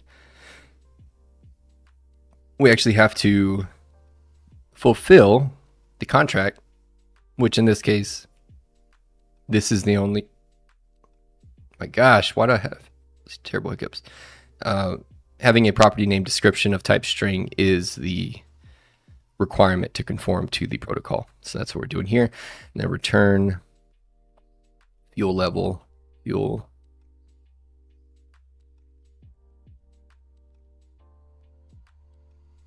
This is going to piss me off. Oh my gosh, it's going to piss me off.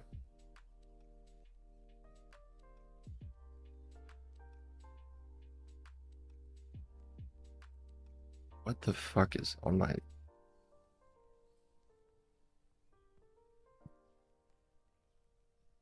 Get new fingers installed. What the fuck is on my...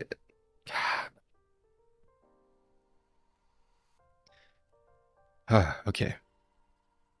Fuel level. Oh, thank goodness it's gone. Man, must have been really in there. All right, fuel level. Yeah, we're escape character, string interpolation, string or fuel level. And we want to say, and it's wrapped by underbar fuel level.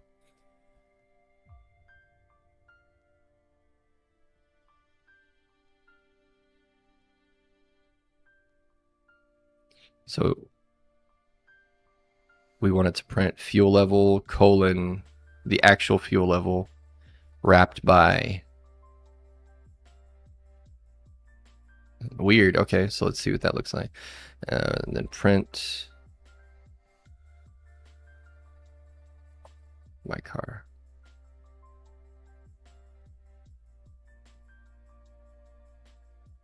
Oh, okay, cool. So this is the output. The actual string, it's the same as in the console, so this is helpful just to be able to show it here. But this underbar here, when we did the escape underbar fuel level, it actually translated that as the type. Wrapped by percentage storage, and we see that where did it go? No, damn it.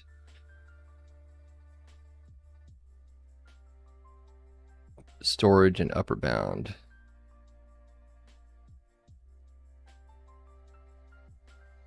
Wait, but where is that percentage storage? And is that giving us the... Oh, the initializer. Wrapped by. Okay.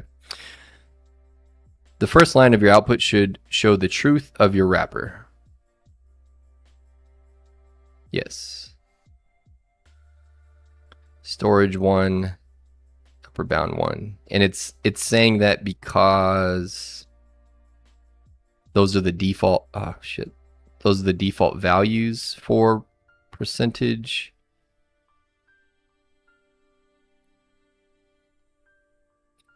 Which is, well, for upper bound that's true. I don't know where it's getting the 1. So yeah, hopefully it'll explain that, but this is what we get. So fuel level 1.0 wrapped by percentage parameter storage with value 1, upper bound parameter argument 1. Inside the implementation of car, okay, go back to car. So here, and even in an extension on car in the same file, you can access the percentage instance that is wrapping the fuel level property via its underscore prefix version underbar fuel level. Get rid of that. But note that it is private to the car type.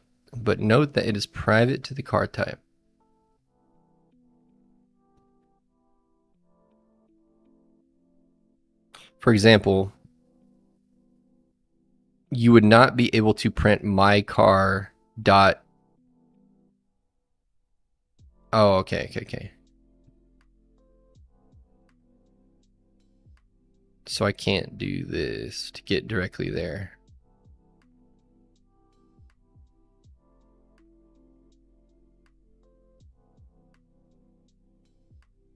Okay.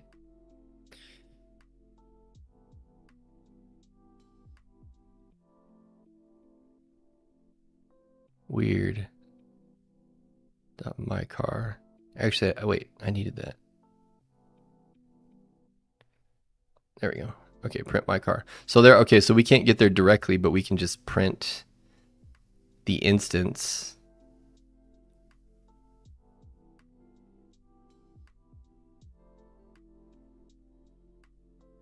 And then it's inherently just going for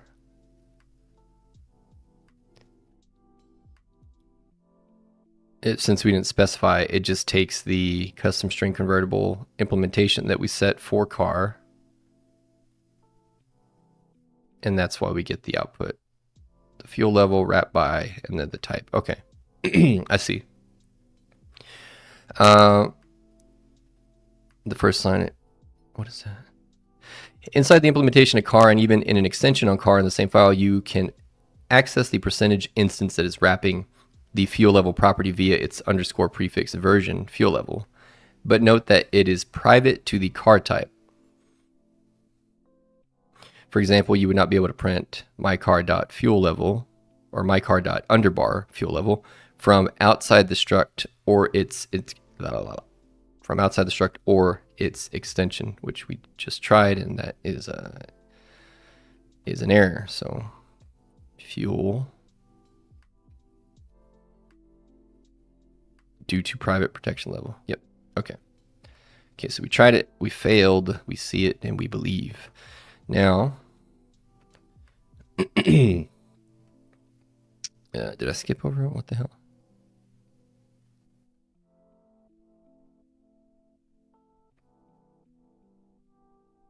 Accessing the... Oh yeah, that's it, okay. Projecting related values. Projecting related values.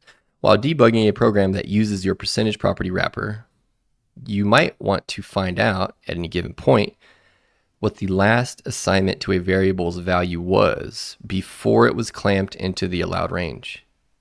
Oh, neat. Yeah, okay. Change the behavior of the initializer and wrapped value to store any value and to do its clamping work when the property is read instead of written. So will set? Is that what you're talking about, brother? Or just set? So percentages. Wait, but what are we doing? We're to store any value and do its clamping work when the property is read instead of written. Okay. So instead of this min max action in the initializer, you want storage equal new value.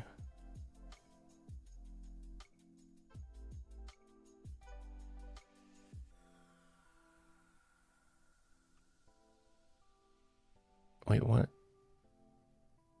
Public init and public var wrapped. Oh, okay, here too. Gotcha. Thought I saw both. All right. And here. Equal new value. Storage equal new value.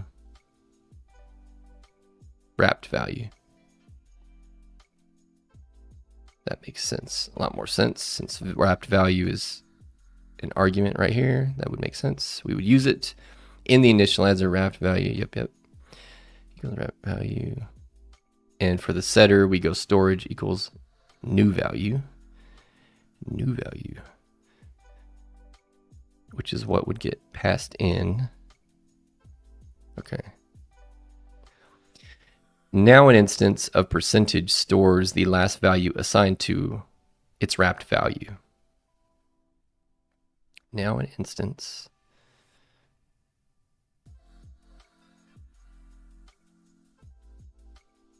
stores the last value assigned to its wrapped value. Because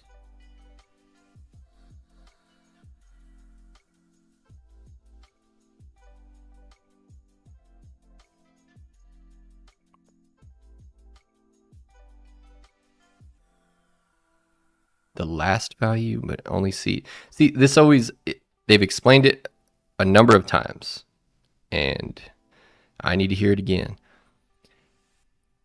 The answer is that it just does it for you, but I still don't really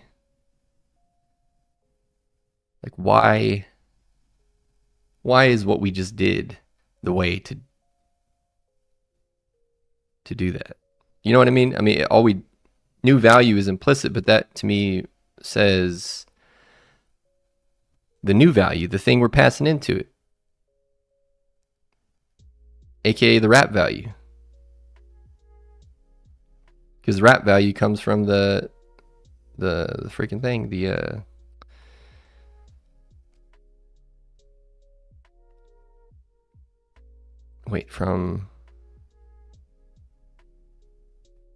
from here, from the caller. Yeah. So we set the fuel level in the car instance, which is wrapped. And so, yeah, whatever we pass as fuel level is what goes to your initializer wrapped value. So that becomes storage.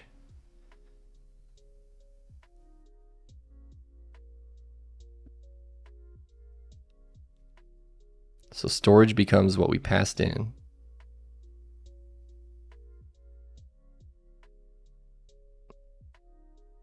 And I guess maybe it's,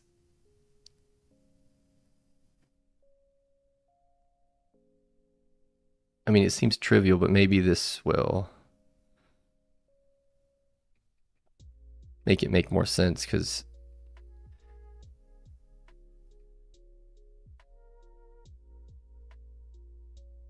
I guess I could just rewrite it. Fuck it. I was trying to do the paste in Vim, but I still ain't got it down like that yet. All right, so you get and return storage. Can I just write it that way? I can. Okay. That makes a little more sense, but in my mind, right? Because I'm thinking when we passed it in before set is running first, so just my procedural, I guess that's the Golang in me, but top down, so I'm reading that it would set storage equal to the new value, but the new value is what we passed in. So the description that it stores the old value, where did it go? At any given, wait. Now an instance of percentage stores the last value assigned to its wrapped value. How do you get there from new value? You see what I'm saying? Now I get what it's doing, I think, I hope, but we'll see. But that's what's, just so you understand what's hanging me up on some of this stuff. But if it runs the get first and then the set every time, I guess that would make sense, because then that would mean that we initialize, and so storage is equal to the wrap value, which is the new value because that's what we're passing in. Wrapped value. But that would just be the argument. So then this would still come second to me. Like the variable wrapped value is initialized by the thing we pass in. So do we first return the value? That would give us what was passed in first. But that's still what was passed in. God damn. Or maybe, oh, I guess if it runs the get first, that would be get storage from the instance, which would already have a value, and then it sets it. That would make, okay, that makes more sense, but we're going to ask the question. Yeah. So let's take, actually, we'll just go get set. I just want to make sure that that's what's cracking. So in the context of Swift,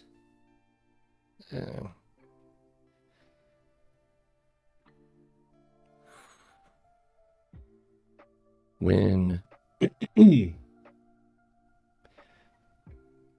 describing the below behavior,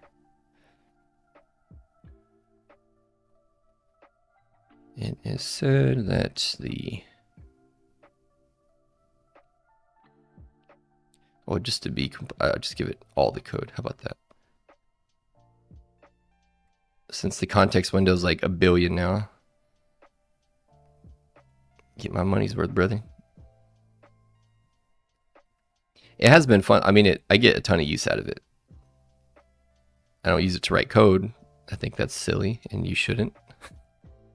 Not because on any ethical ground. It's just, it's a waste of fucking time. If you like to do things the really, really, really, really hard way, then you can do that. But yeah, trust me, it get away from me quick. It's better to just do it yourself. Trust me.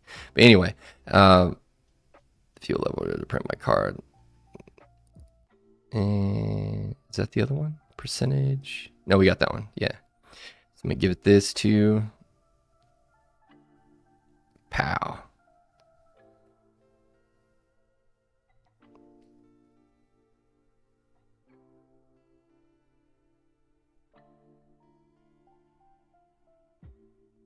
Okay, regardless of that. Okay, it is said that the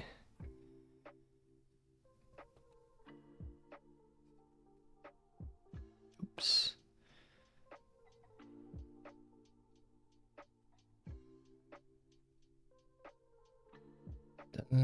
Swift in the context of the Swift code below, When describing the below behavior, it is said that the now an instance of percentage stores the last value assigned to its wrap value, regardless of magnitude. Does this mean that the return always happens first before or wait, does this mean that the getter, i.e. the get block, always runs before the set block? I guess it would make sense if it's there, maybe, to run it first. In the context of the percentage property wrapper in the provided Swift code, the statement now an instance percentage stores last value assigned to its wrapped value regardless of magnitude means that the setter block set directly assigns the new value to the storage variable without any checks or modifications. Oh, okay, I was way off. Wait, what? Okay, now it means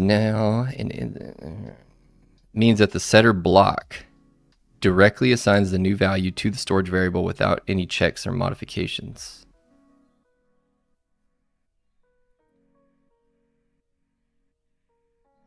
What does that have to do with how the old value gets stored? This implies that the getter block, get, does not necessarily run before the setter block. The getter is only invoked when the wrapped property is accessed.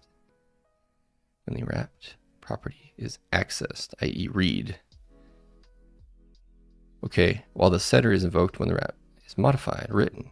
Okay, yeah, that part does make sense and is how we learned it, but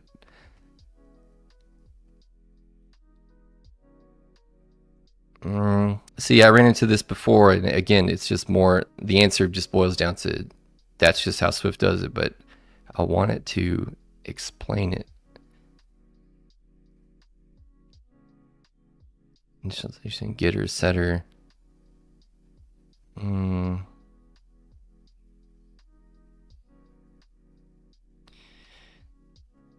Force constraints and simply stores.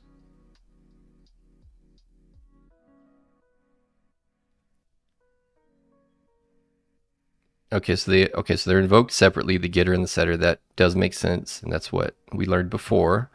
So then initialization, the percentage property wraps. Wrapper initializes storage with the initial value, which is the wrapped value. Setter, when you assign a new value to fuel level or stereo volume, the setter is invoked, updating the value storage directly. Key point, the getter does not automatically run before. Okay, they said that already. Conclusion, the description means that the property wrapper does not enforce any constraints on the assigned value. It simply stores the last value set, as observed in the example outputs. The getter and setter are independent in their invocation. The getter runs when you access. Okay. But okay, so then I suppose my question is, if I'm looking at this code and I'm a Swift developer, what about this tells me that I'm storing an old value anywhere? Where the fuck? Like, come on, really? Okay, so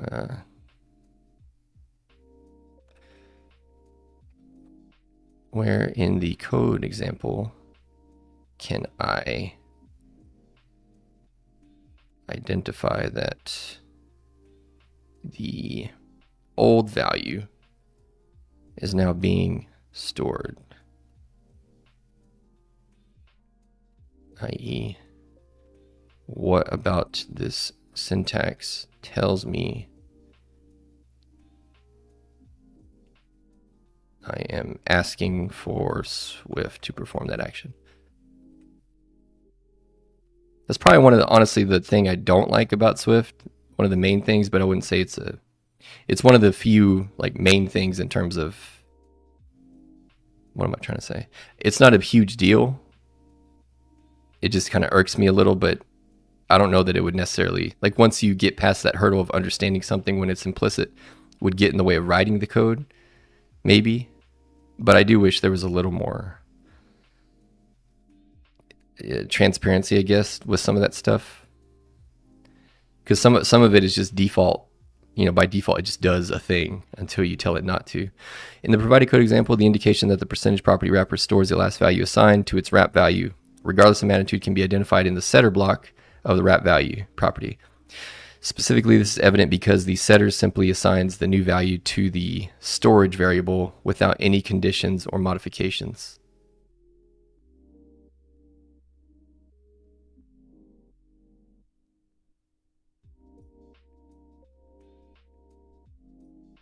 Yeah, see, that just, okay. I mean, maybe it's just me. That does not resonate with me. Looking at this, and they're saying specifically in the set block, actually, that bodes very poorly for me, because I was just saying this to me says you're doing the opposite. I'm only... Fuck does this have to do with old value? How am I storing the old value? I'm assigning the new one that I pass in. I'm saying storage now equals what I just passed in. How the fuck is that? Okay, but I digress. Let's see what else it says. Explanation. Setter set block. This line of code assigns new value, the value being set directly to the storage variable. There are no checks, validations, or transformations applied. This means that any value assigned to the wrapped value will be stored as is in storage. That I can see. And that's exactly, to me, that's what that code says to me, straight up. That part I get. Okay. Identifying the behavior direct assignment. The direct assignment storage equal new value indicates that the percentage property wrapper will store whatever value is assigned to wrapped value without regard to any bounds or constraints. Yeah, it does. Additional points. There are no mechanisms in place to enforce an upper bound on the value stored. This is evident because the set block does not reference upper bound or perform any checks. Syntax analysis, get block. No. Property wrapper initialization. The constructor initializes storage with wrapped value and sets the upper bound. However, the upper bound is not used. Okay. Conclusion, the direct assignment with the setter, within the setter, storage equal new value, is the part of the syntax that tells you Swift is being instructed to store the last assigned value.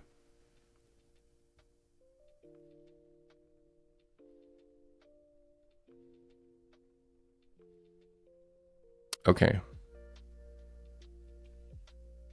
No, that can't be right. Or I think it's misinterpreting last assigned. But I caught, that's why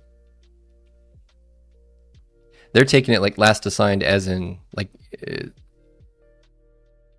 last assigned by the initializer, which would be the new value, the thing I passed in.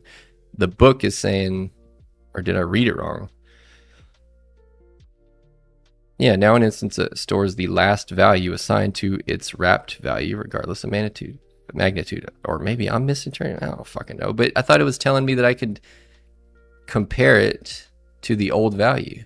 While debugging a program that uses your percentage property wrapper, you might want to find out at any given point what the last assignment to a variable's value was. Yeah, exactly. What it was before. It's right there, motherfucker. Before it was clamped into the allowed range. Before. Oh, man.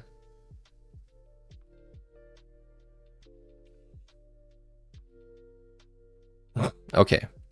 I think I get what they're saying now. Sorry about that. But nonetheless, it's going to happen a million more times on the stream, so I have to apologize to you guys. I don't even freaking know you. But, just kidding. Kidding, by the way, but it will happen a lot more times. Not kidding about that.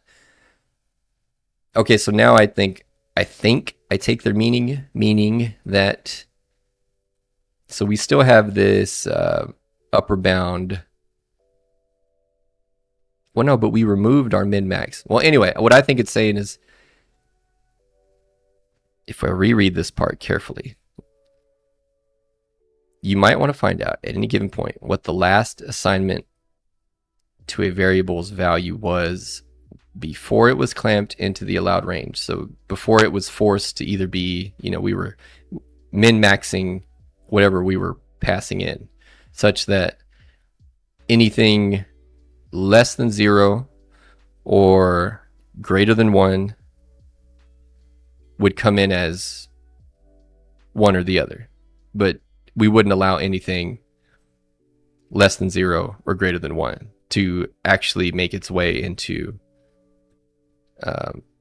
the fuel level. So we pass in 1.1 and we get 1, right? Because of that min-max logic. I think they're saying, what if we want to know what we passed in? So how do we get to the 1.1? I thought they were saying that, because we did cover this before, so I guess that's a whole different thing. I thought they were saying, where the fuck do we do it at? Where did I... Oh, here. I thought they were saying that before I set fuel level to something different, in this case 1.1, I thought they meant it would store the value. You know, so if we did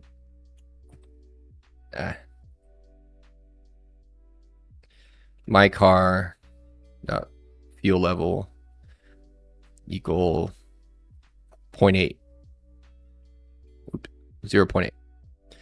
I thought they were saying it would store 0.8 somewhere so I could know what it was previous to changing it to the 1.1. That's what I thought they meant, because we did cover how to do this. So I saw, okay, I think that's what the confusion was, but we'll find out, maybe. All right, so then I don't think I even got this far. No, yeah, I made that change. Yeah. Okay, return. But I didn't make that getter change there. Get. So public init, we change storage equal wrap value. So that's happening directly now there. And then public var set storage is new value. And then the get is changing. So return. Okay, okay, so now it's back. This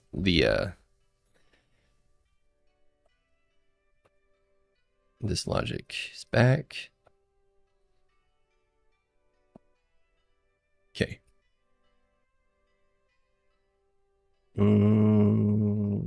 Yeah, that's right. Okay. Now an instance of percentage stores the last value assigned.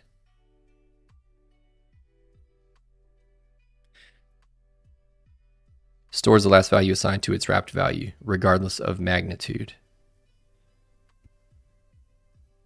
Wrap value. Right, because before we were min-maxing directly. So whatever we received in before, we were setting that equal to storage. So the transformation was occurring before we even established the value of storage. Now we take it as is, and then when we call it, we apply the min-max. Man, okay, brother. You know, sometimes you gotta look stupid to get smart. I just made that up, but I'm gonna roll with it. Okay, at any given time, all right, the storage contains a value that may or may not be within range.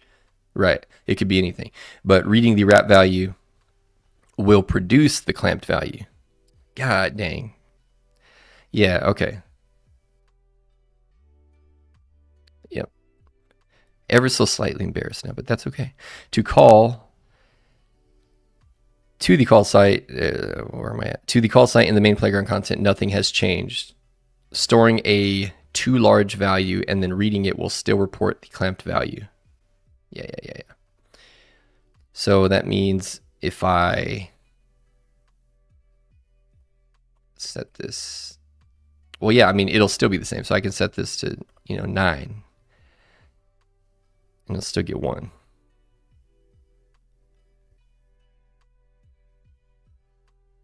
Yeah, fuel level 1. And then we can see my actual value. Or here, you can see it. So this is field level 1, so that's what it's set to, but wrapped by, and then there's our actual value, 9. Man, okay, brother, god dang. Shoot. Oof. All right, so let's put it back. What's next? The clamp value. Now, to give users of your property wrapper access to the unclamped value, your property wrapper can project, oh right, the whole point of this chapter, can project an additional value related to its wrapped value. No way, bro. That's really cool. What?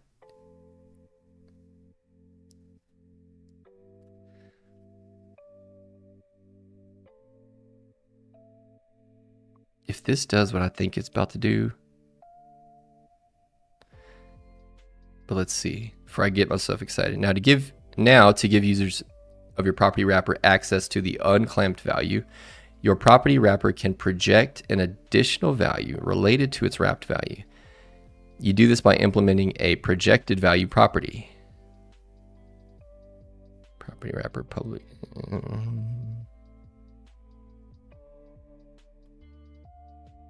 Wait, where's that at? Oh, other file. GD, right? GD. Oh yeah. And public var, where you at? Right there. Public double. Public var projected value. Oh, it's a new thing. Okay, my bad.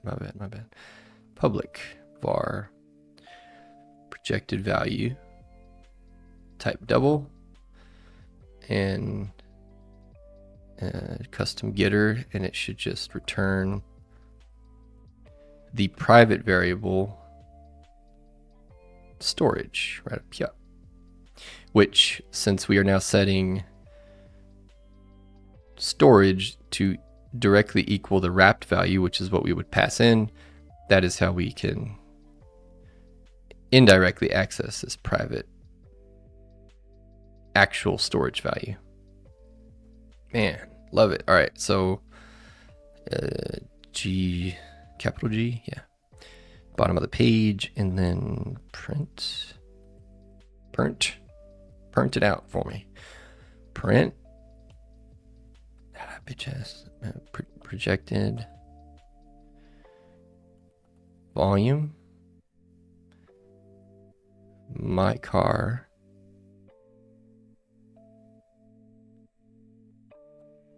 stereo,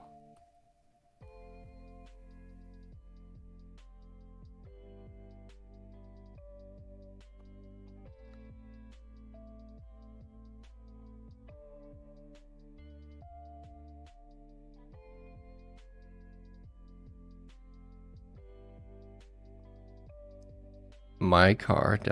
Did I type that right? Stereo volume. Value of type car has no member. Okay.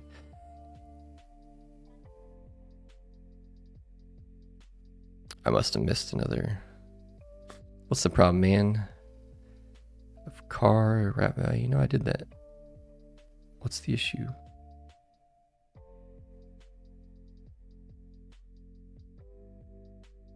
Value of type car has no.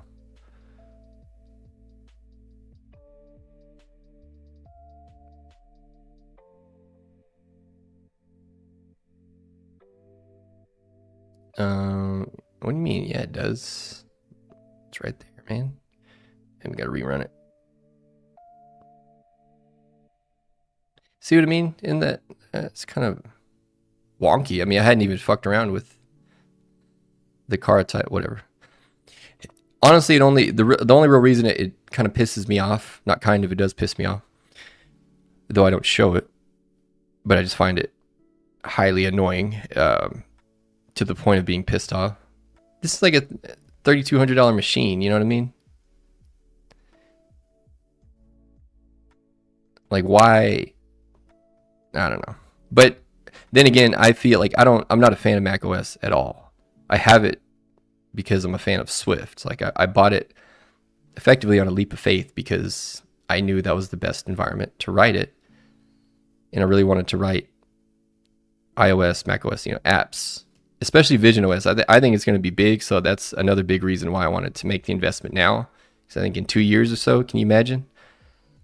I think it's going to be big. But anyway, that's beside the point. Ooh, you know what? We should do that. That's what I should do. Instead of Odin or C. Yeah, that's what we'll do. So after we get through this book, SwiftUI, iOS, yeah, we can just roll into something centric to the Vision OS. Because I think that it's going to be big. Okay, so then $.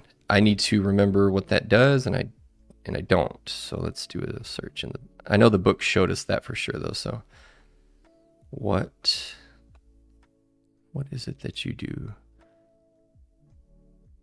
Oh, the index. But if that's not an array, so stereo volume, what was it? It was just a variable. Yeah, I don't know what it does.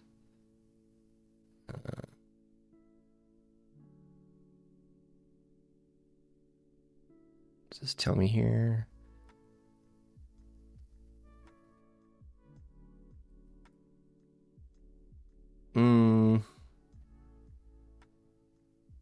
I don't know if that's an index 0. Like, is it saying it's taken the first? I don't know what the fuck it's saying, but let's just ask. It's not always the fastest way, but it's quickly becoming. Ever since they updated this 4.0, the 4 was pretty slow. I mean, it was decent, but you could tell it was slow. This 4.0 feels like 3-4 times faster, which is nice. Okay, what does this mean in Swift? You have a was it? Yeah, what is the $?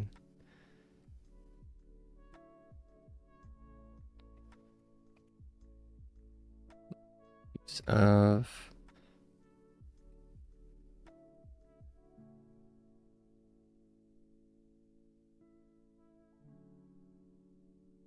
right after I brag on how fast it is. In Swift, the $ prefix before a property wrap by a property wrapper is used to access the projected value of that property wrapper. Oh, that's badass. I like that a lot. Yeah, I really like that. What are you writing for me, brother? Well, that's fine. I don't want to. The book will do a fine job. I just wanted to know. Okay, so cool. Hot dog to get the projected value. Okay, but I haven't written that yet. So where is 674? Get rid of that.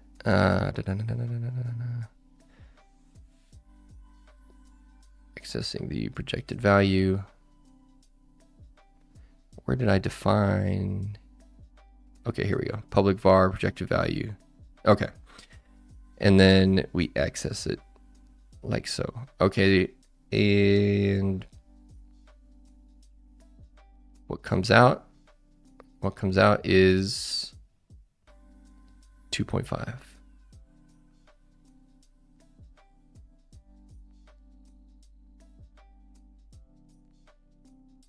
And y. So here's the instance. Upper bound is 2. Default for stereo volume 1. Then we set it here. So, well, we initialize the instance and then set the stereo volume for that instance at 2.5. That gets put directly into storage, as we learned, because we're doing, well, in this case, when we initialize or after the fact, same thing. So storage is directly assigned.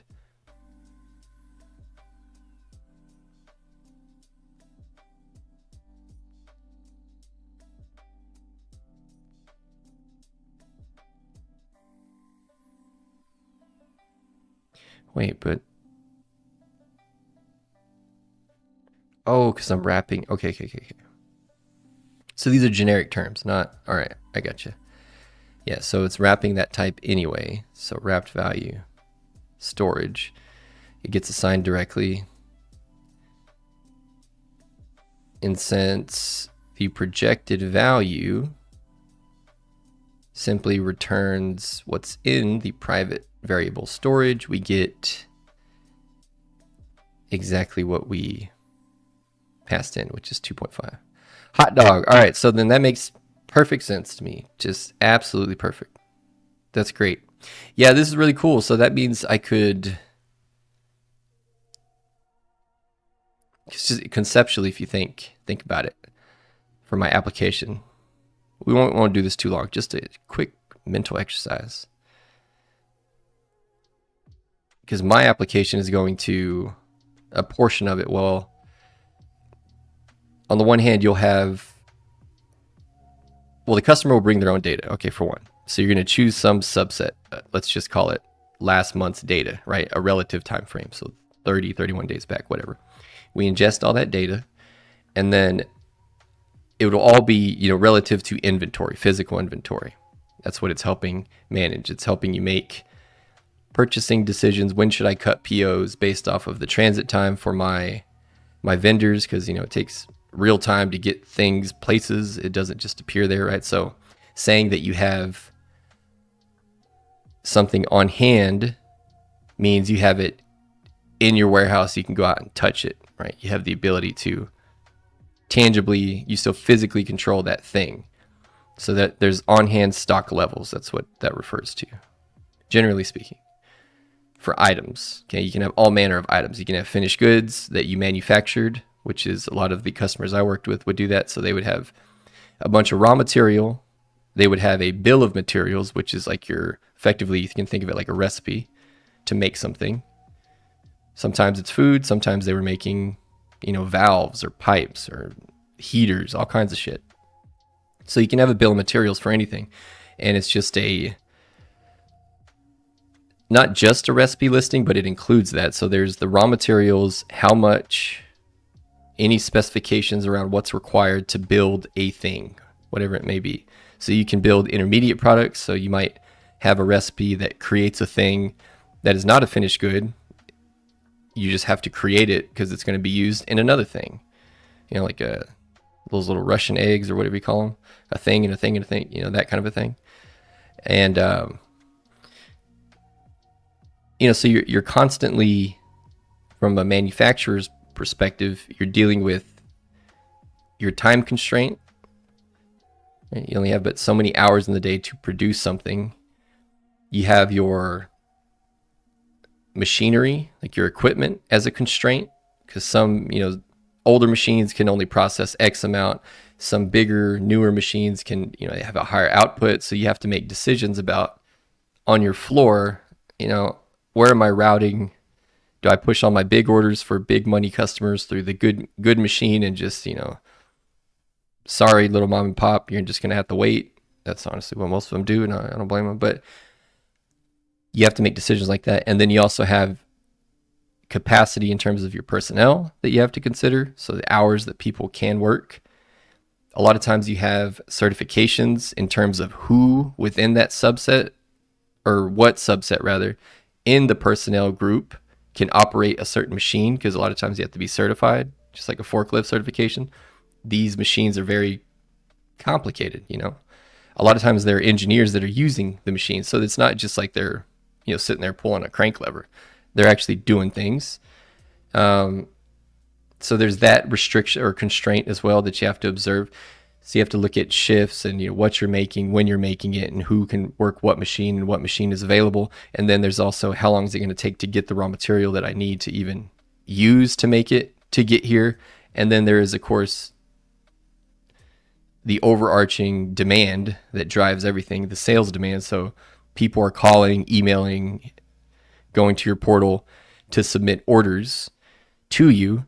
And generally speaking, not always, but generally speaking, at the time of the order, when you establish your order, that's also when you're establishing a promise date, some kind of contract. It's not a hard contract, but you're basically saying, hey, I need this by the end of the month.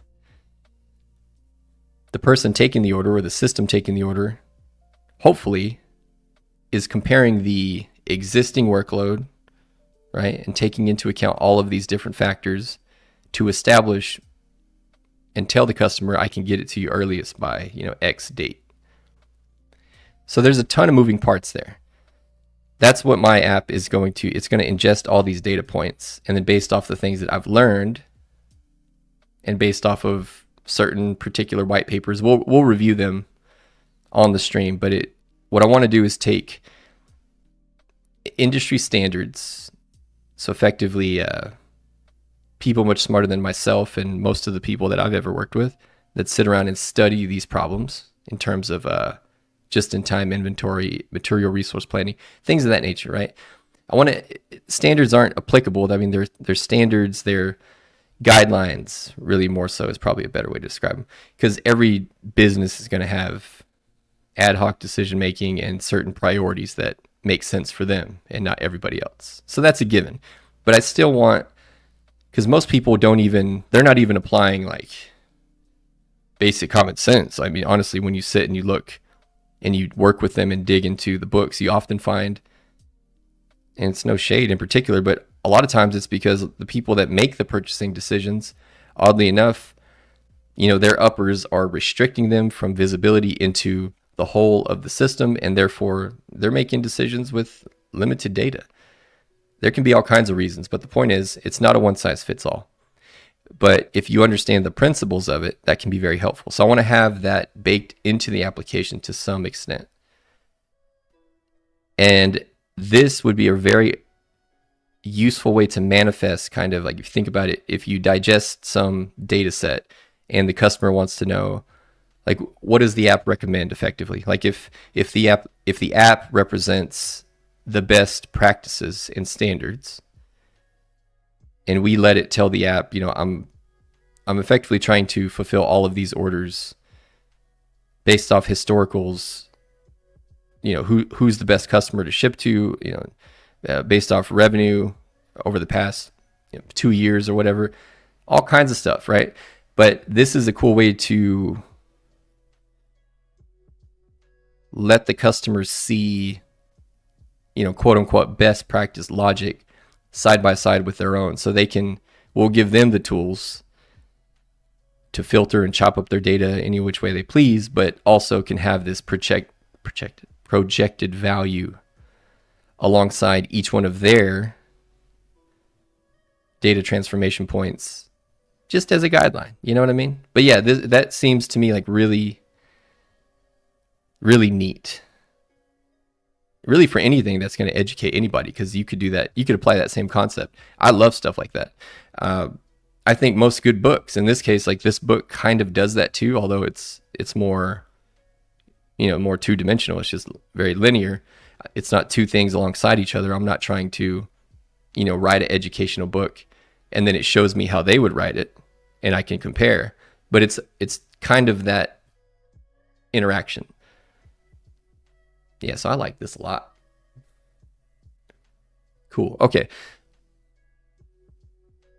I forgot where I was. Here, okay. Okay. Here you project the value of storage without clamping it. That value can be accessed by prefixing a wrapped variable's name with $, which is what we did. Yeah. Test your ability to access this projected value in the main playground, and we did. That was the 2.5. I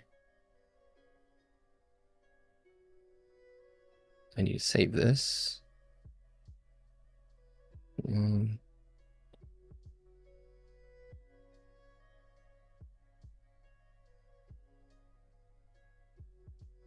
Projected values. Okay.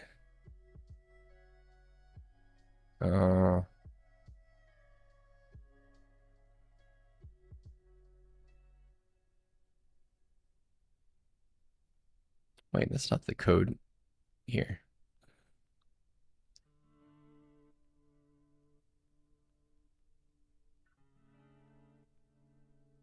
Give me the whole damn thing. All right, there we go. And Payal. Swift. Oh yeah, brother. Beautiful. All right, so now what? Projected okay. When you access a wrap property on an object, prefixing the property name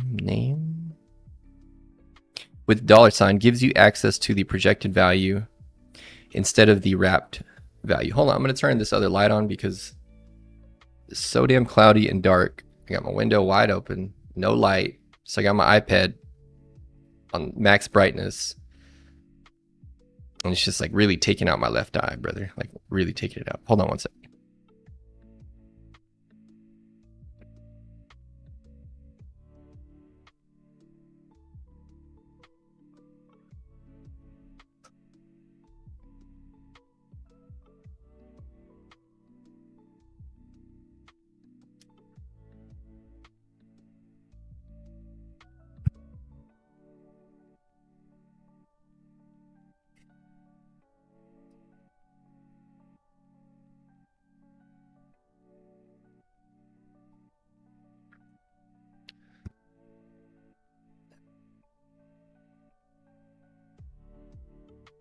Close that bad boy. Oh yeah. Oh, that's better. Let me see what's cracking over here.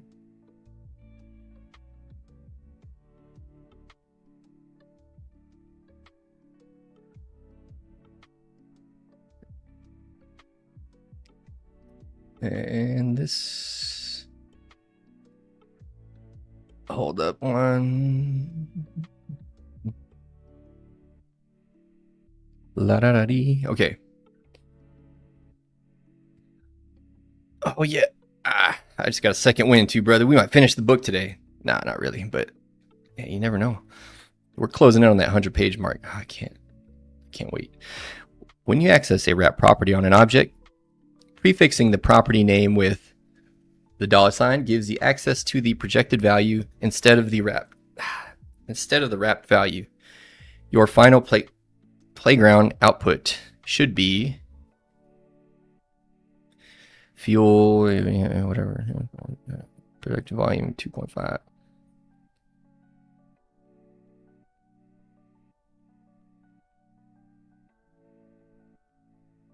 Fuel volume. Wait, I didn't get all that. Go ahead and run that again, brother. Oh, there it is down there. Fuel 1.0, volume 2.0, projected volume 2.5. Yeah. So, wait, but can I do, this doesn't, I wonder if I can do plus my car.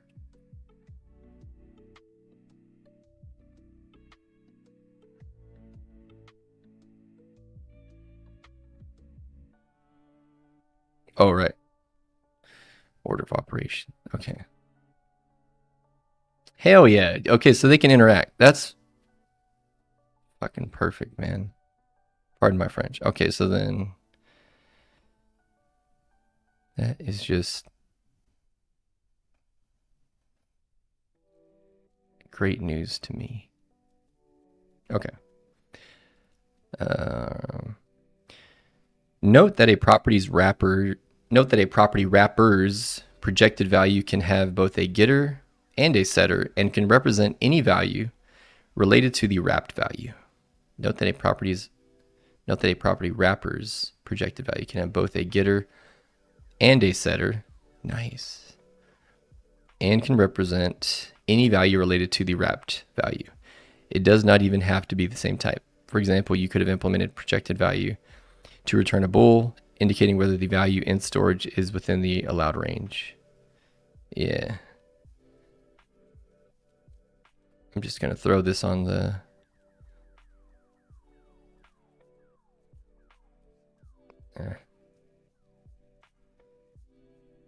Okay. It is up to the implementer of a property wrapper to decide whether to project an additional value and what that value might be. So check the documentation of any property wrapper you adopt in your own programs to understand whether you will find its projected value useful. Okay, so it could literally be just about anything. Property wrappers are a flexible way to define custom behaviors that, pardon me, sorry about that. Property wrappers are a flexible way to define custom behaviors that should be executed when a property is accessed. Okay.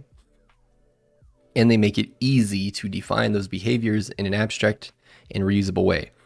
You will see some of Apple's property wrappers from the SwiftUI framework in chapter 28. Oh, shit. Okay, so we will get a head start on SwiftUI in this book. That's cool. Wasn't sure if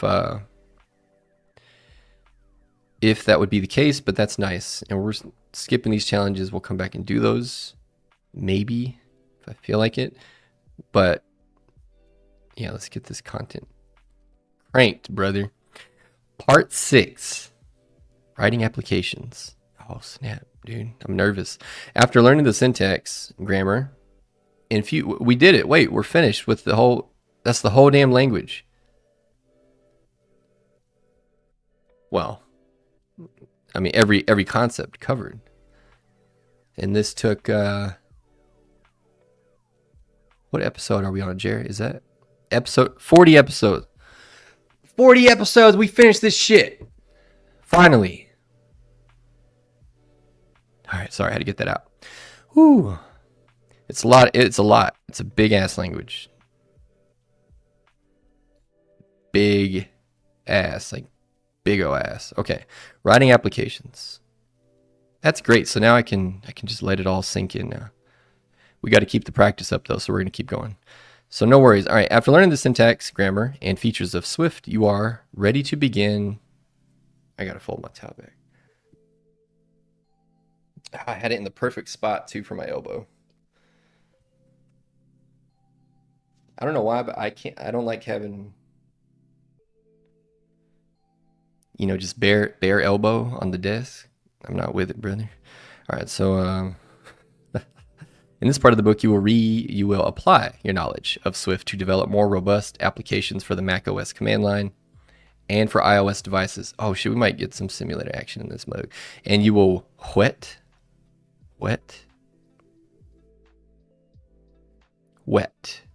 verb, sharpen the blade of a tool or weapon. Example sentence: she took out her dagger and began to whet its blade. And even rhythmic strokes. Oh, I see. It's like to whet your appetite,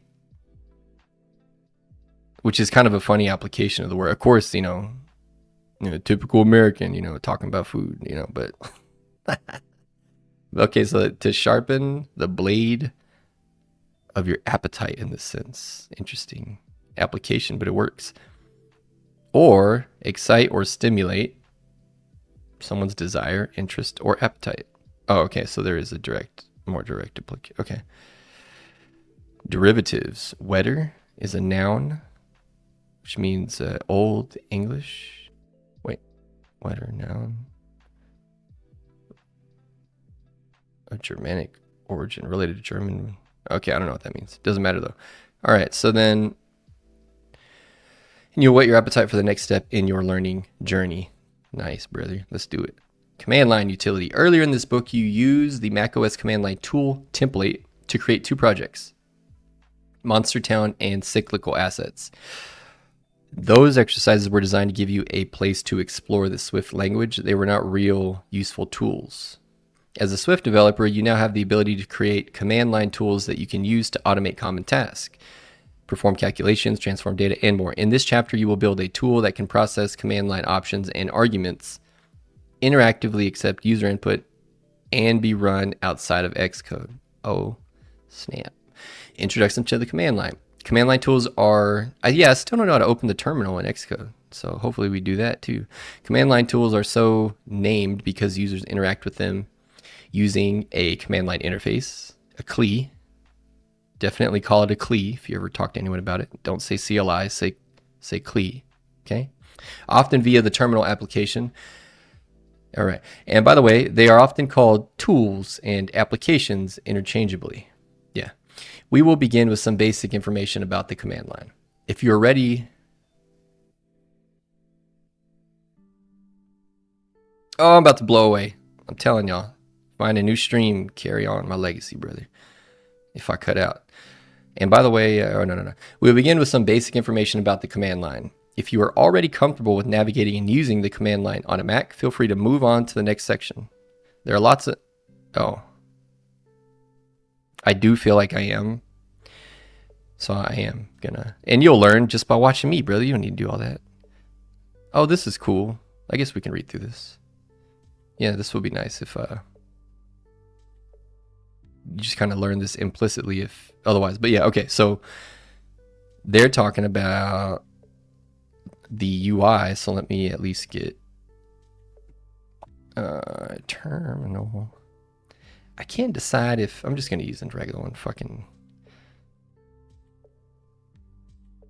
I've had Termius for a while, and it's good. It's good. There's nothing wrong with it. It's just another thing to pay for. I don't really need it anymore these days. So this is just the standard terminal for the Mac, and it's absolutely fine. Oh yeah, I forgot I had web. Whatever, it doesn't matter. So let's go ahead and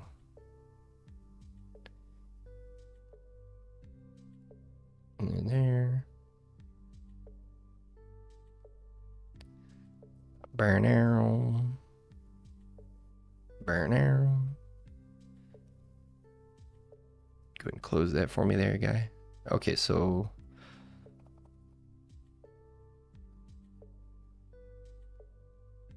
the thing before the @ is your user. That is that's me. Wait, I thought I was Nico SQL. I'm indog.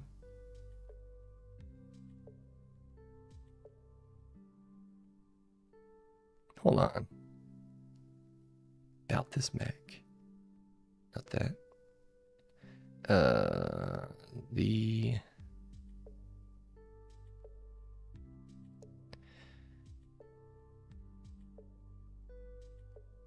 personal. I thought it. Oh well. What the fuck ever. Indog Nico SQL. I definitely sign in as Nico SQL though. Weird. Have to look into that later, brother. But oh, because I'm SSH in. Okay, yeah. So just not. I don't want to confuse myself either. So let me just go back to what I was gonna do originally in the fucking first place. All right, there. So now let's do clear. Yeah. So anyway, before the @ symbol, indog. That's the username, the @, and then in this case, the server, which is just that's my laptop's name. That's all that means. The little tilde here is the directory. So if we cd, what's volumes? Yeah. So now it shows the actual directory. The tilde is shorthand for the home directory. So if you ever need to go home, you can also just do where's my tilde? This one, yeah. Which would be the same as how do you? Yeah. So in this case, like tilde is shorthand for users indog to my same place. But that's what that means. So relative to your user, it'll take you to home, and that's where a lot of the stuff is. So, all right. So user, the host, the directory, the prompt, the command prompt, a little %sign that just shows you where the command will start. Yeah, pretty basic stuff. Yeah. So then we can skip by. Oh wait, there's some flags. Okay, well maybe we'll check this out. Help. Listing directory contents is ls. That's what I just, yeah. There's also, I think, do I have this? I don't have it. Brew, install.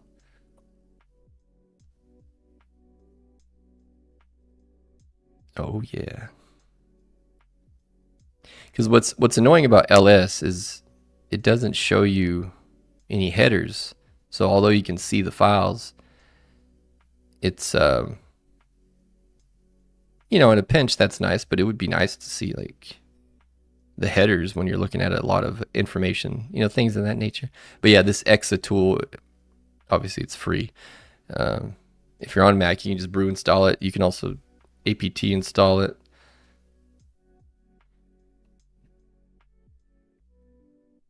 God damn. I guess I didn't have any fonts.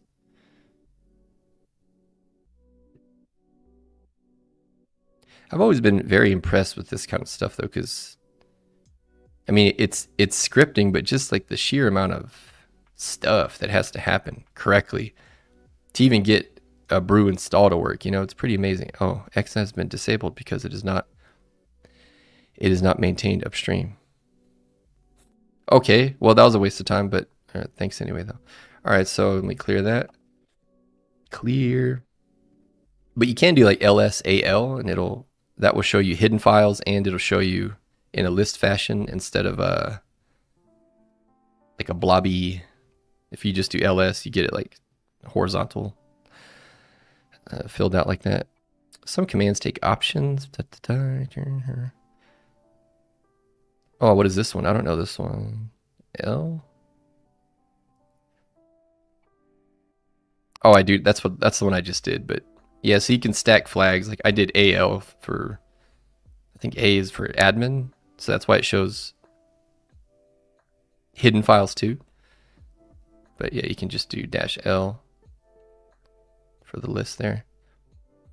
What else they get? Hyphen.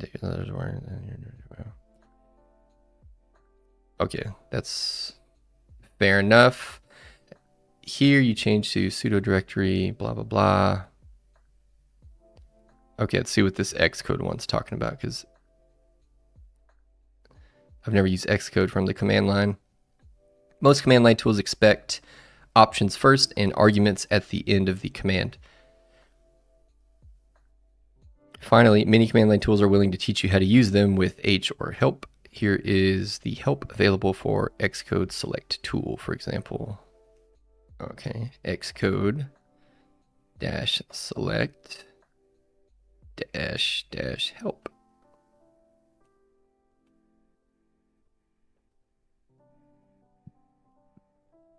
P to print. Switch path, install, version, reset.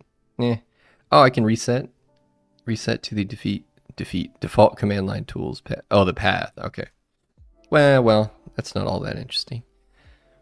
All right, building the word finder. Yeah, let's get cracking, brother. The tool you're about to build, Word Lasso, is a word finding application that could be used to help you with crossword puzzles and other word-based games. Okay. The user will be able to execute it like so. So word lasso -I. Okay.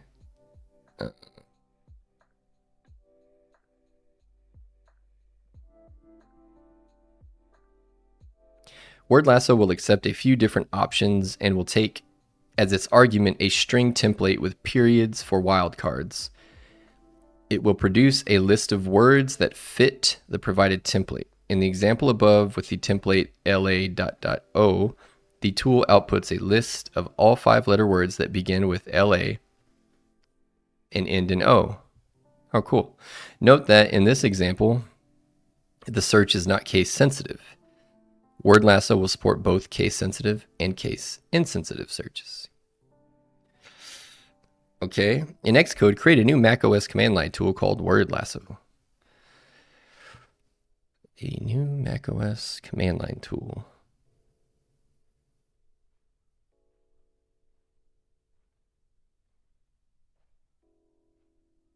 I assume you mean a project, brother? macOS command line tool.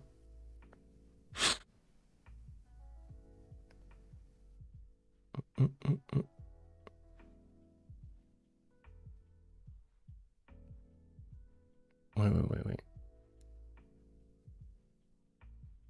Okay.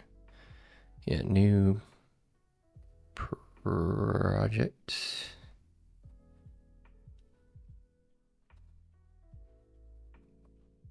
Word lasso. Okay.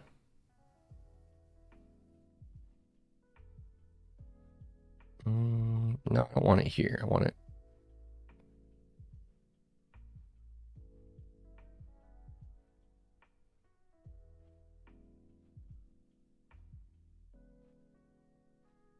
There we go.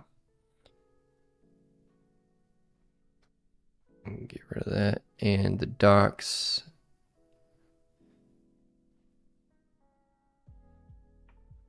Okay. First, you will need a type able to compare a list of known words against a template string. Against a template string. Add a new Swift file called word finder. Okay. Control N. Oh, my eye be drier than a mug. All right, Swift file. Call it what? A new Swift file called word finder. Word lasso. Yep. Command J, move to the editor, enter.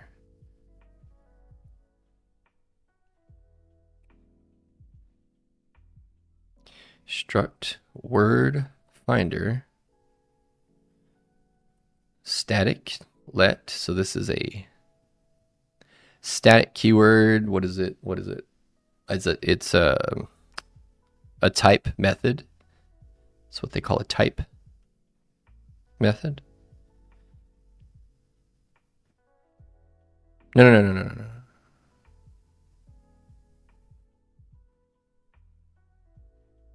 God damn it. It's a type something. Static.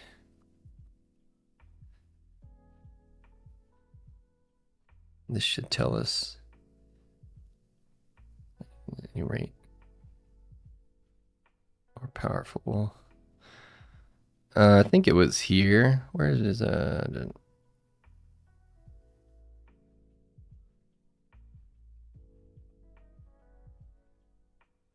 No, that's not.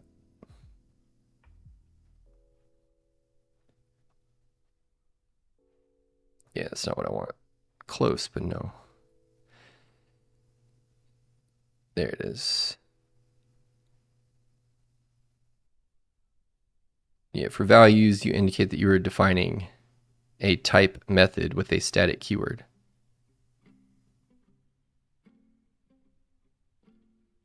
Oh, so I guess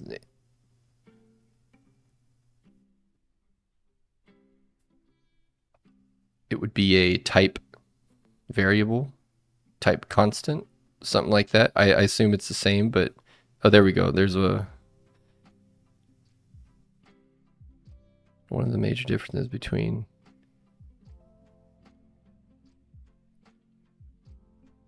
at the type level.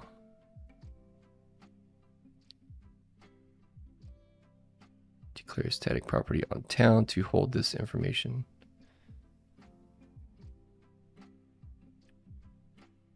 This is for method property. Okay, so as with type methods, type properties. Okay, that is it. I'm anal about turn. I need to know what it's called, brother. Or I feel like I can't understand it. Can't just look at it. I got to call it something in my head. Okay, so it is a type property. Type property. Value types, structures, and enums can take both stored and computed type properties. As with type methods, type properties on value types begin with a static keyword. So I suppose that means it cannot be redefined elsewhere, similar to the type method. So it cannot be redefined by a subclass. You will learn about. Let's see if it says that though explicitly for static. I just gotta ask real quick. Log in. What, really? They've been doing this more lately. Stop logging me out, man.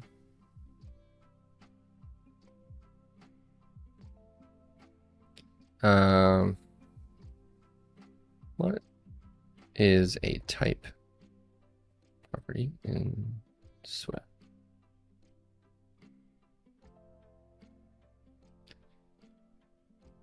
Okay. A property associated with the type itself rather than the instance of that type. That makes sense. Type properties can be used to store values or methods that are shared across all instances of that type. Ah. Stored type property, computed type property. They use static var with a getter and optionally a setter. Okay. And so that will carry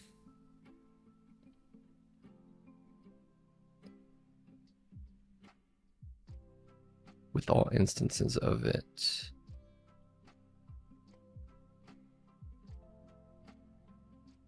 Static let. Okay, yeah. Key points, shared values. Type properties are shared among all instances of the type. They're used for values or configs that are common across all instances, such as constants, default values, or settings. You access type properties using the type name dot name, not through an instance. Oh, that's good to know. Okay. Oh, that's nice. So then you don't need an instance to interact with it. Actually, I'm going to ask it that. Do you need an active instance to interact with a type?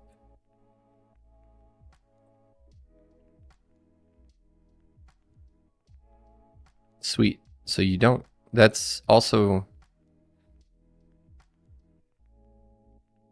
Oh, what's going on here? Dual response, brother? Which response do you prefer? What the heck? No, you don't need an active. No, you don't.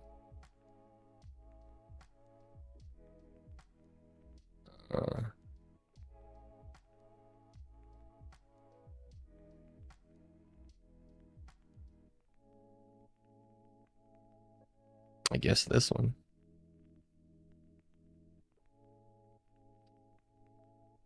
But either way, we're gonna keep that too. Very nice, very nice. Type properties and their common use cases. Oh yeah, brother. All right, so now back to the BOOK static let. I'm not on the right page. 687. Yeah. Okay. Static let wildcard. Alucard. So it's a type property that is a constant named wildcard, and it is of type character with the default value.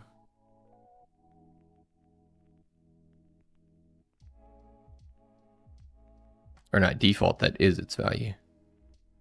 Of type character equal to period. Okay. And then let word, another constant, let word list equal an array of, or not equal, we're just saying there's a constant property named word list and it'll be of type array containing strings. The wildcard gives a name to your wildcard character so that you do not need to repeat the character literal throughout the program. Great. Your word list is where you will store the list of known words to compare against the provided template string. Your word list is where you will store the list of known words to compare against the provided template string. Okay. Implement a private helper method to determine whether a given word matches a template. Okay. Let private func is match. So parameter name template, it will accept a string type with being our external parameter name in this case. When we see it like this with a parameter name, then a space, then seemingly another parameter name, because that is what it is. So externally on the caller, we'll have to use the parameter with in order to pass an argument to the parameter word, which is the internal parameter name. And this is string arrow syntax for our return type. So this, what is this? This method we're saying should return a true or false. And this is how it will parse that list, guard this condition. Template.count equality. Oh my gosh. Count else word.count. Wait, template.count.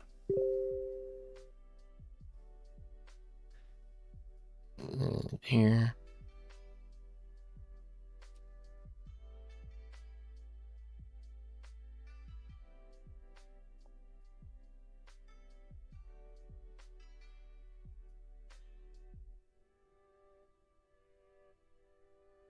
It's still really bad.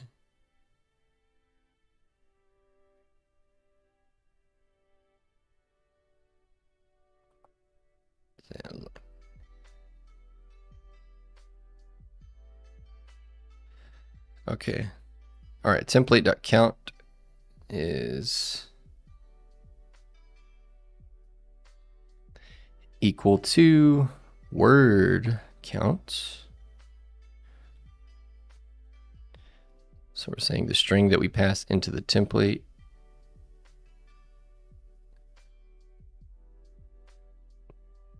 the count there should equal, the character count should equal the word count. I suppose to ensure we're comparing the right things, because that should be the case, else return false.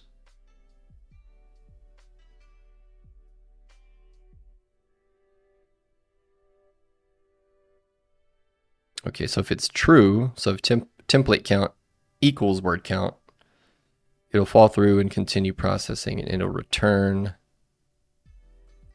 template indices all satisfy. So this is some internal Swift provided thing. We haven't seen this yet, but we're doing some chaining here.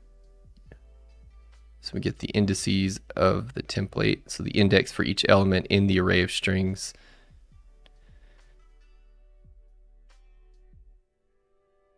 And then what here? The all satisfy. This is some method on indices, index. Oh, it's a closure, my bad. Okay, trailing closure, that's why. So we'll go back here.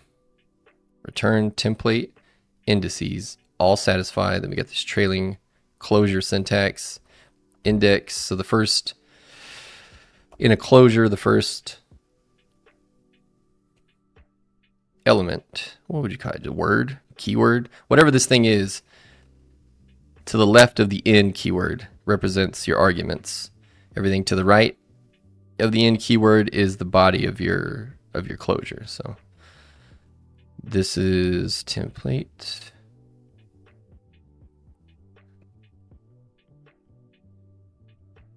So the index of the template equal to word finder dot wildcard. Logical or, where's that and? I think it's or.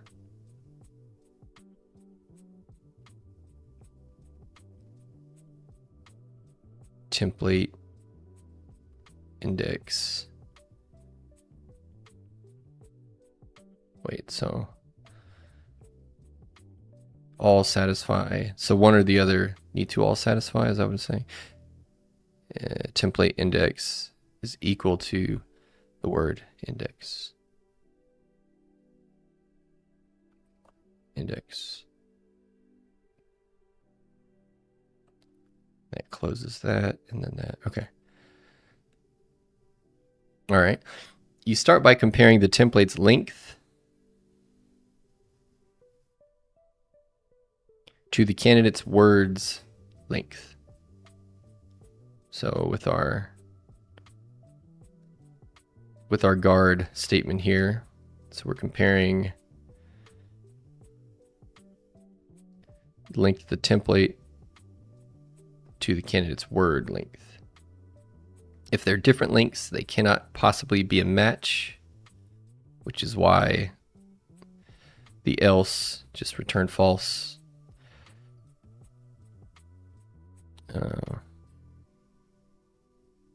Yeah. Then you use the all satisfy.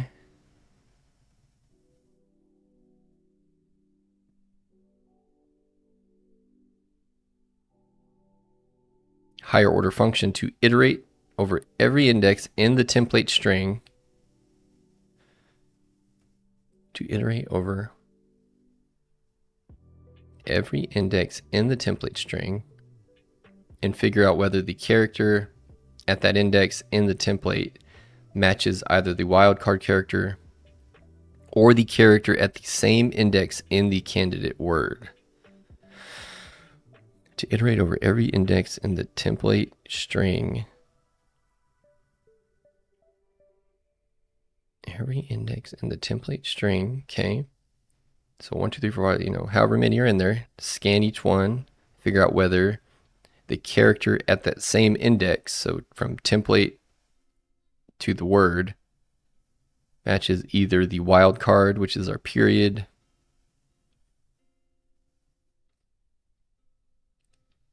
or the character at the same index in the candidate word.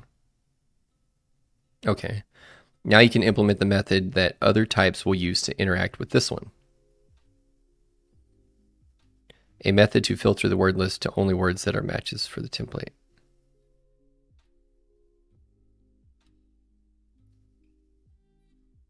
Okay, so we process everything and just get an answer for each element.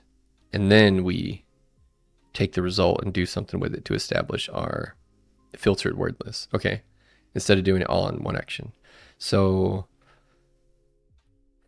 new func, and it ain't private. Func find matches. Func find matches. And so this will use, I presume, the private one, and we would only call on the not private one. So find matches for that being an external call or parameter name. So that's what we'll call to explicitly pass an argument to template. And it's going to be of type string. Return arrow for the, why is that happening? Okay, there we go. And we're saying that this method should return an array of strings. And here is the logic. Return word list, filter, another trailing closure. So candidate is our argument in, and then here's our body of the function is match template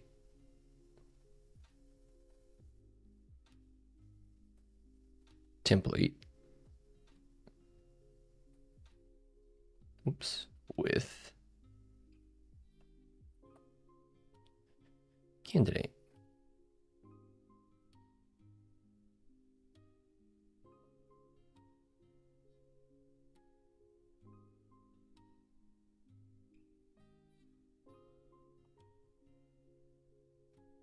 Oh, wait a minute.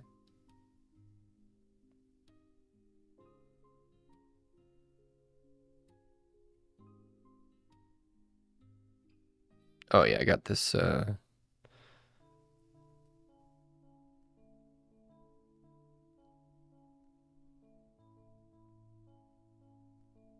Yeah, I need to take that out. And you go here instead.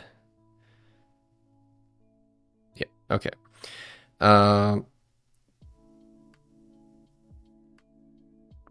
Take a moment to be proud of how far you've come. Moment taken.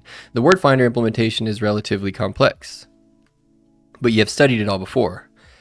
Type definitions, property declarations, functions, and closures. If any of it feels uncomfortable, that is okay. Take your time and consider reviewing the relevant chapters. This is not a race. If the code above feels good to you, even better. Either way, you're making solid headway toward becoming a stylish Swift programmer. Yep. Important emphasis on stylish, brother. All right, it's got to look stylish. I feel mostly okay with it, but let's see. So, okay, we're importing a framework, foundation. From standard library, we're defining a struct, which is a value type, meaning things will get copied. We're not doing passing references, we're passing values. So this is the name of that type, word finder.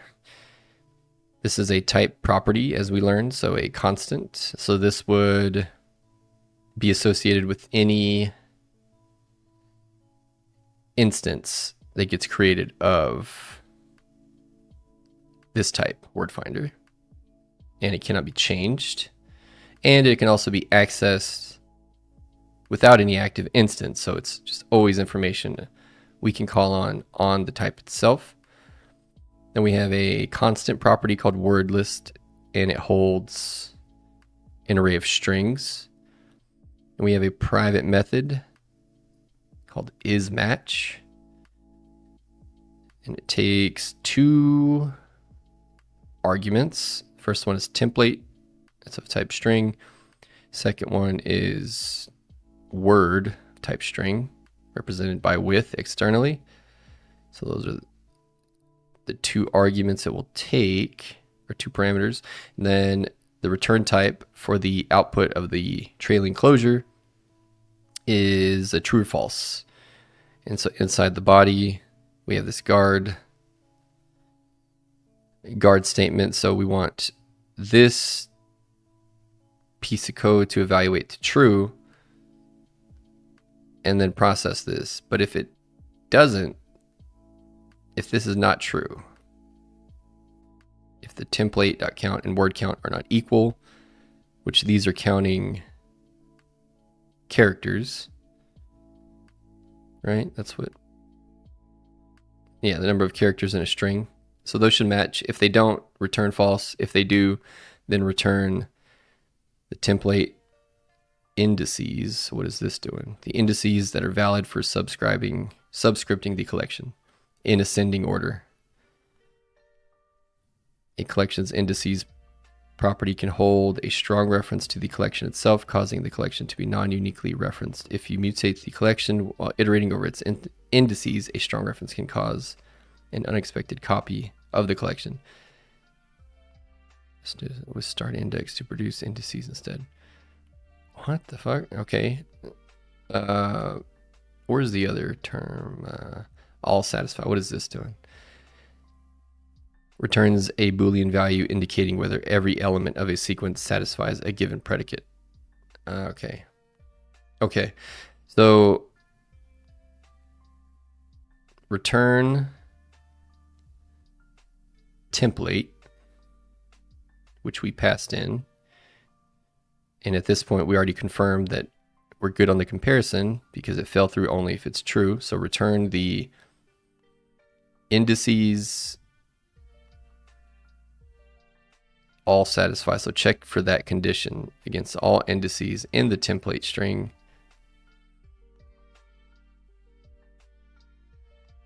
And we want to make sure that every every element in the array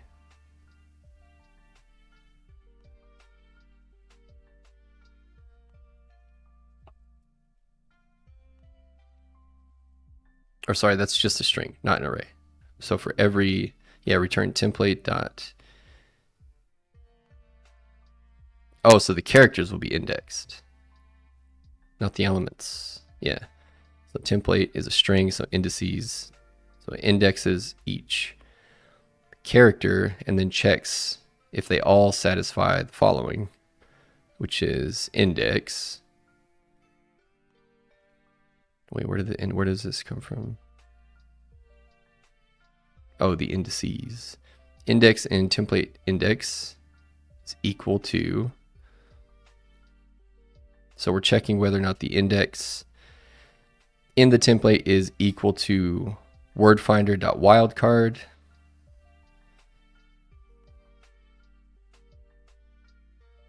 Or the index is equal to the word index. So one or the other. Okay.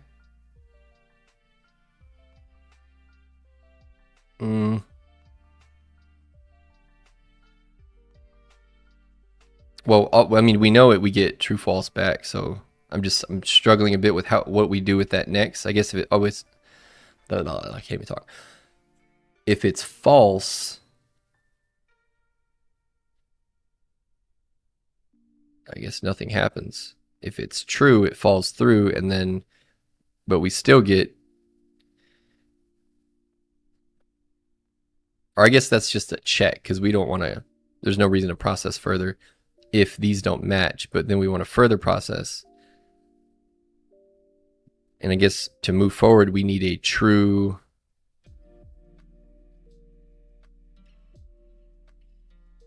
Oh, right. Because on the initial one on the private, we're just processing everything. So if we do a check to make sure it doesn't error out. If they do match, we know it's at least a valid comparison. So we want to return, or we want to run another check and return a true or false as to whether or not the index,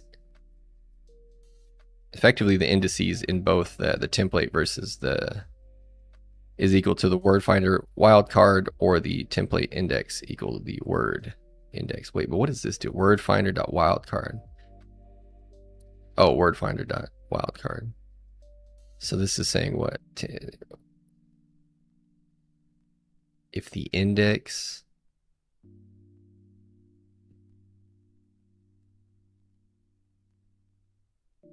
is equal to the what? It seems like you'd always get true back. Unless, I'm pretty sure that's an or though. What is this?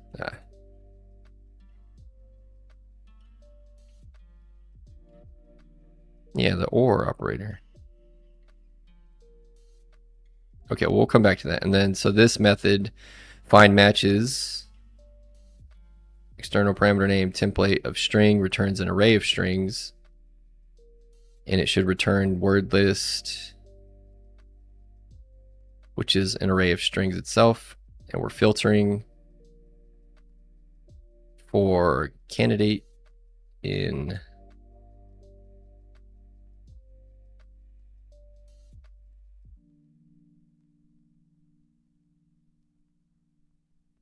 with candidate. And what is are we passing that in somewhere? No, this is the only with candidate.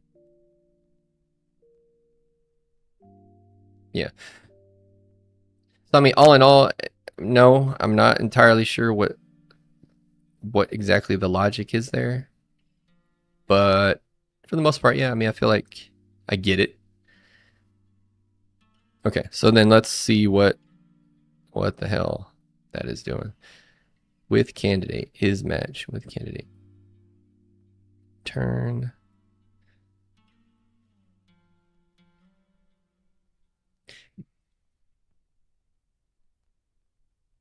Oh, okay. I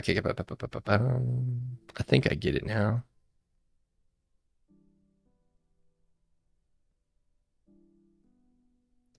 So when you're reading closures, these can, okay, like whatever this is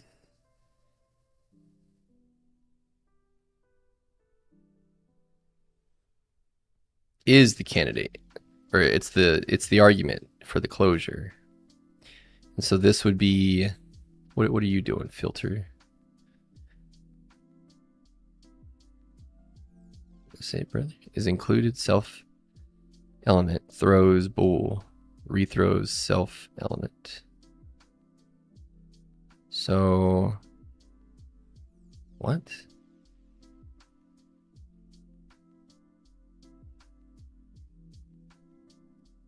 Self.element. Self element throws bool. Rethrows. So it just returns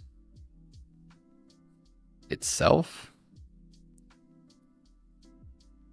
What, brother? If there's no error, return word list filter.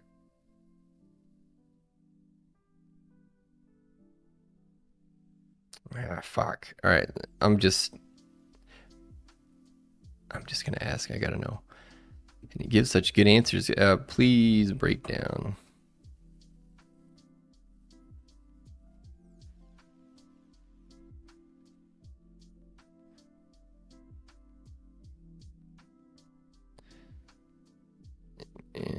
Yep.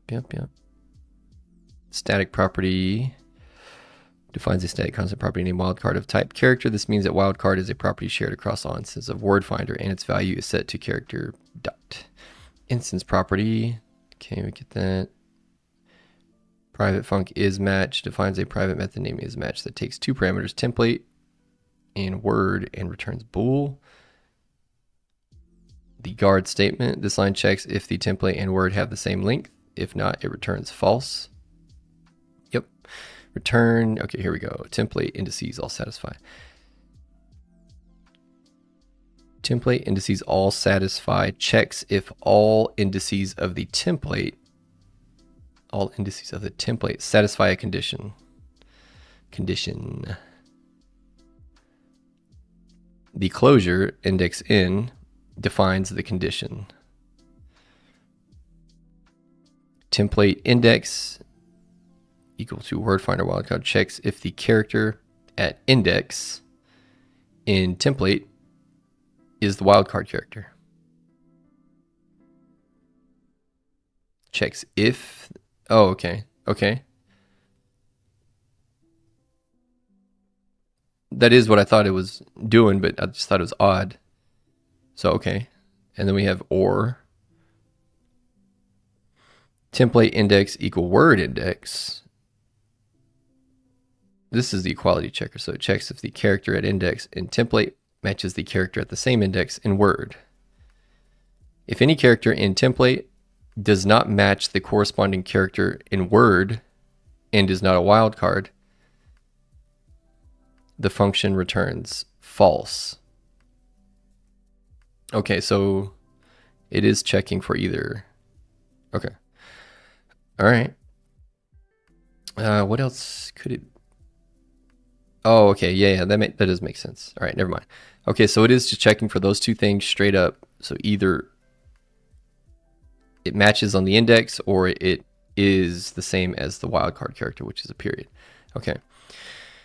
Public method, the find matches for template return array of strings. Func find matches defines a public method. Takes a template of type string and returns an array. Okay, yeah, simple enough. But what a method body return wordless filter. And then here's our closure candidate in is match. Oh, and then we apply. Oh, wordlist.filter filters the word list array. Filters the word list array. That's an array. Wait, maybe I missed that part, but oh no, it's right there. Okay, that's, yeah. Top level, okay. Keeping only the elements that satisfy the condition defined in the closure.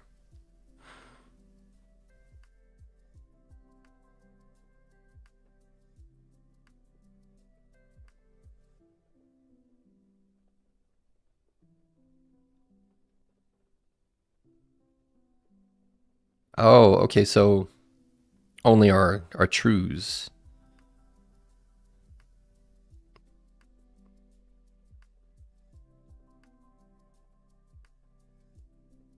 Keeping only the elements that satisfy the condition in the closure. The closure calls the isMatch method. Check if the candidate word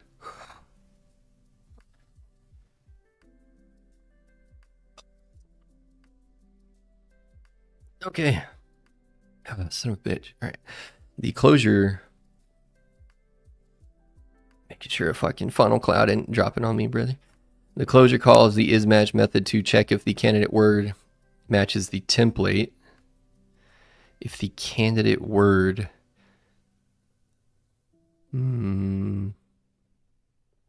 Oh yeah, see, I have to do a better job of keeping track of my types in my brain because I keep getting fucked up between whether it's working on the word or rather the string,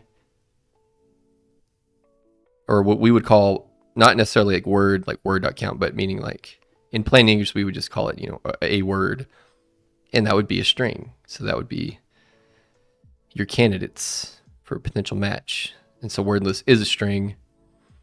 So I'm filtering the words effectively. And so I want to return any words, strings,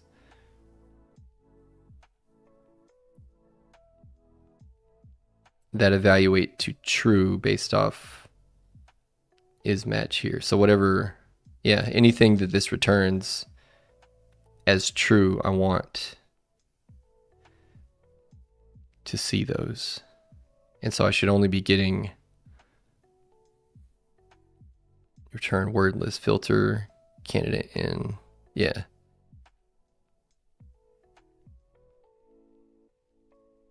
So I should only get matches or wildcards. Okay. Is there anything hairy about this? Well, word list.filter filters the word list array, keeping only the elements that satisfy the condition. The closure calls the isMatch method to check the candidate word matches the template. The method returns an array of words from word list that match the template.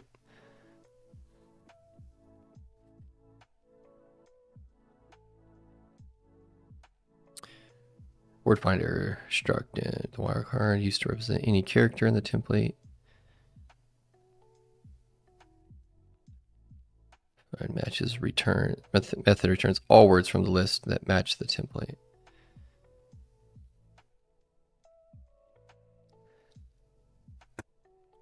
Okay, why are we matching the wildcard in the OR?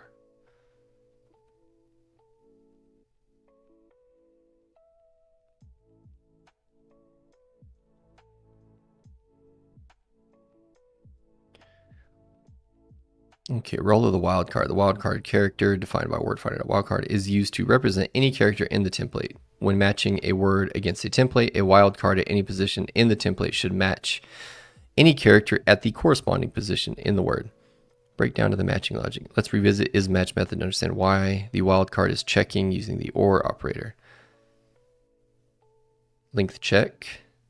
This ensures that the template and the word have the same length. If not, they cannot match. Yeah, that makes sense. That part makes sense. Character by character matching. Okay. Return template indices all satisfy. Index in. Yeah. All satisfy checks if all indices in the template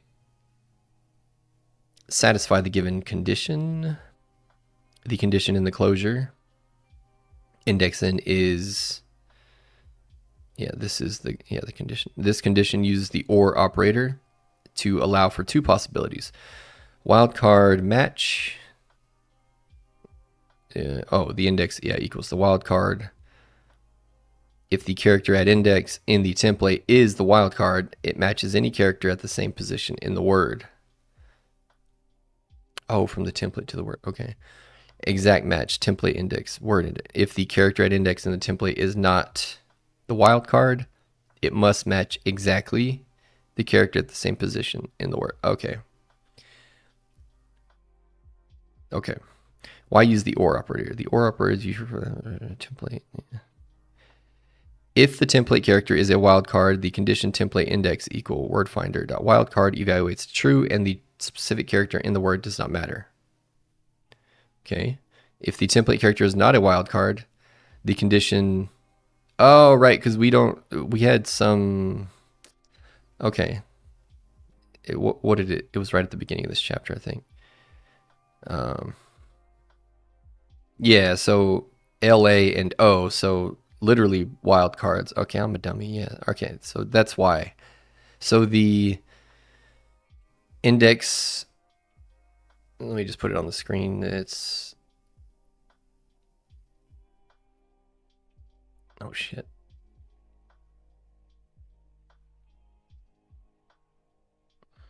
So L A dot and O. So that's what we want to be able to pass it. And the rules were, let's see, that's the template. And we want a list of all 5-letter words that begin with LA and end in O. So a little smaller. Oh wait, why did? Oh, I forgot. I have that turned on. Yeah, my bad. Okay, yeah. So LA, and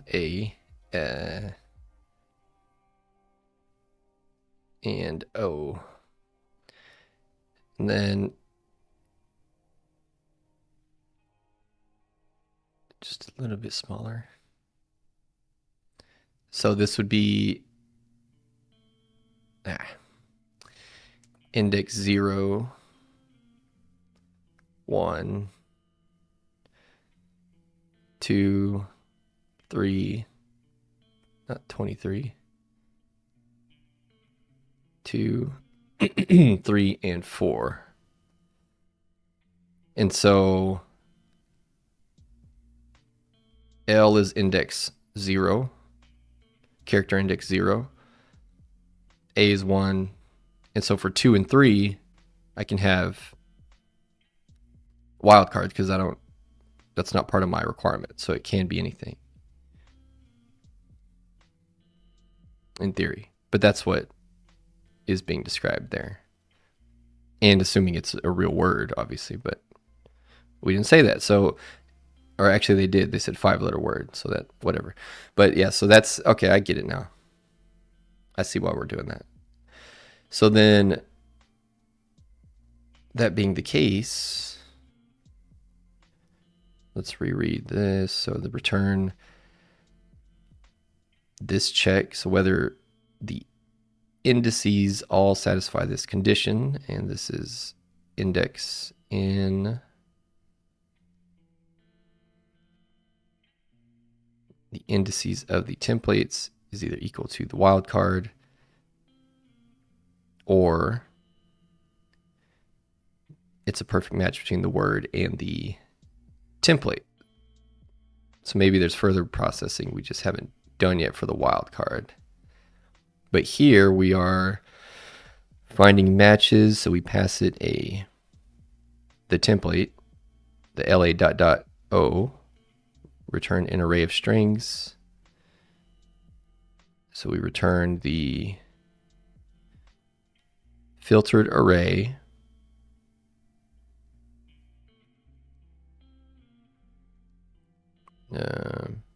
Yeah, the filtered array, and then we apply this check. And so we only want things that match.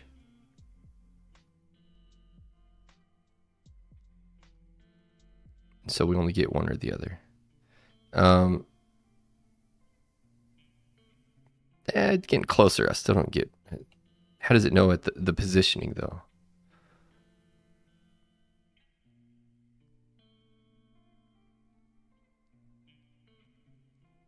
I guess we'll see. We'll see. It's racking my brain, brother. Okay, first you need to be able to type. Note in this example, the search is not case sensitive. Okay, we read that part. First, you need to be able to compare a list of known words against a template string. Add a new Swift file called Word Finder Swift, and okay, we did all that. Gives you a name. We did this too. Okay, here we are. You can implement to use the method. Okay. You start by comparing the template's length to the candidate's word length. If they are different lengths, they cannot possibly be a match. Then you use all satisfy higher order function to iterate over every index in the template string and figure out whether the character at that index in the template matches either the wildcard character or the character at the same index in the candidate word. Now you can implement the method that other types will use to interact with this one, a method to filter the word list to only words that are matches for the template. Okay.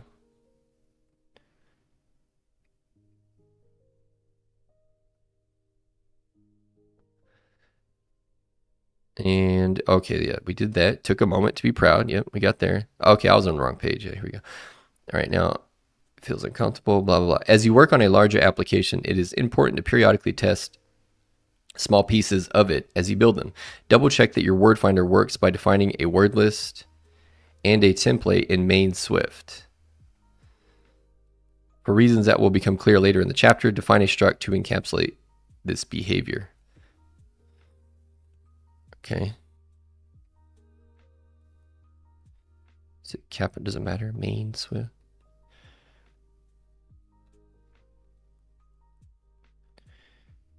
Okay. Struct.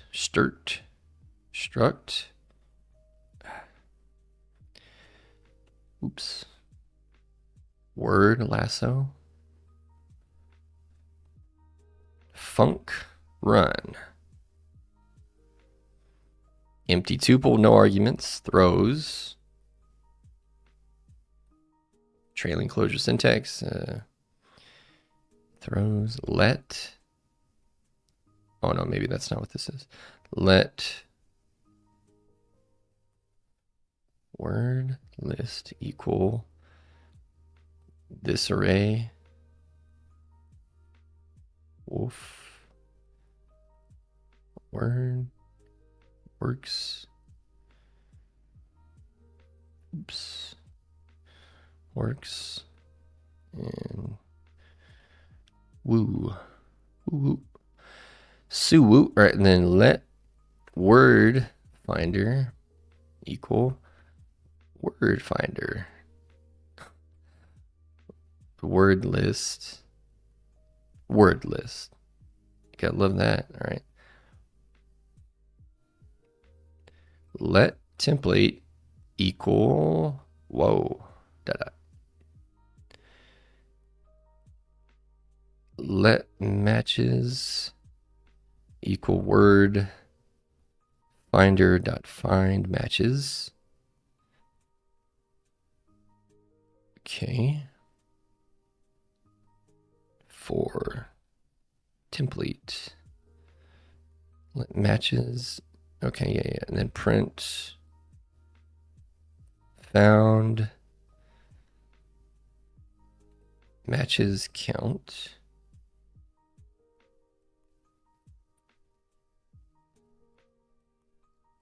Matches count. Quality operator. 1.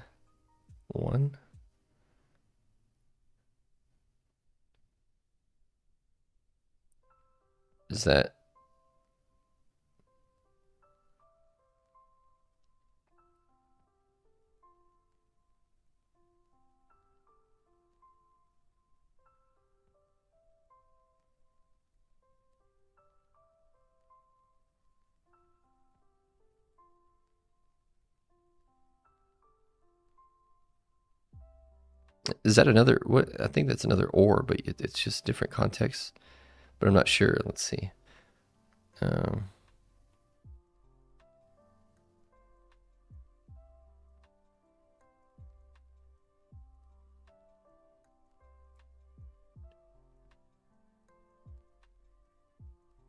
damn it. What is the meaning of life? Meaning of between two expressions.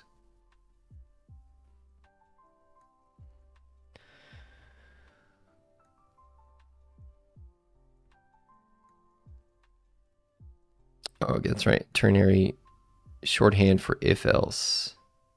Okay. So condition, question mark, expression 1, expression 2. Okay.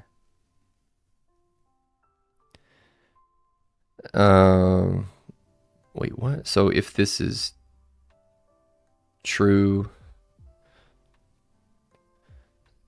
I see.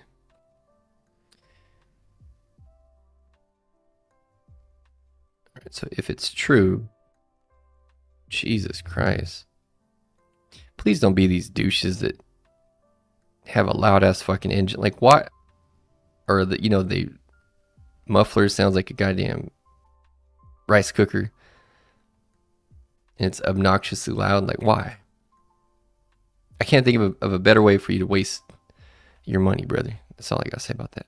All right, but okay, so if it's true, it's a match. If it's not, match is.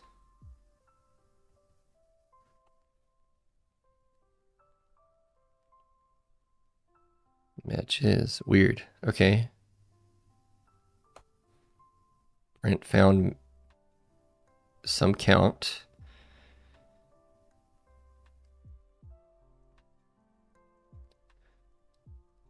Oh, okay, like found one match. But if it's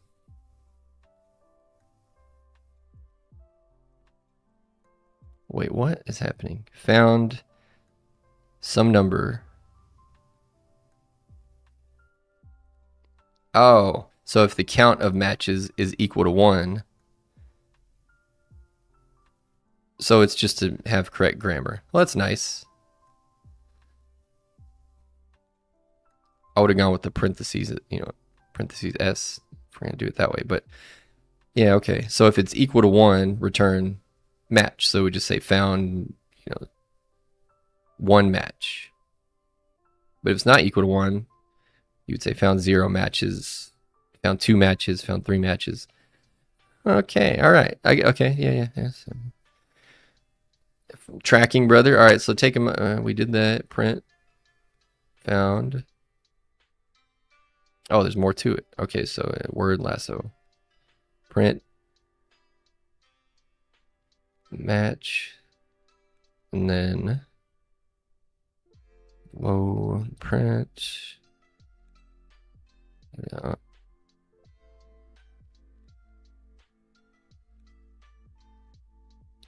So now the formatting's so hard to.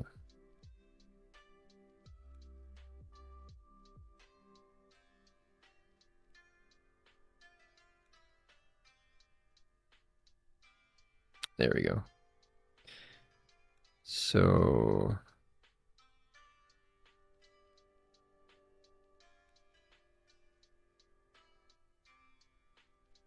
do try word lasso run catch fatal error program exited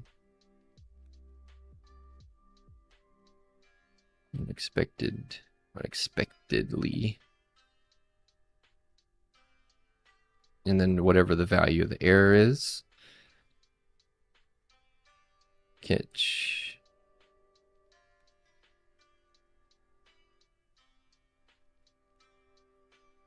unexpected. Oh, maybe this is outside. Yeah, it is outside.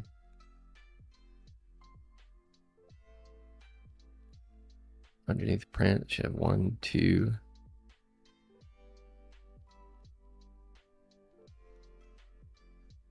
Construct word lasso order. So throws function or method. Let template word list word finder. Let template. Let matches, and then print. Why don't I see? 1, 2.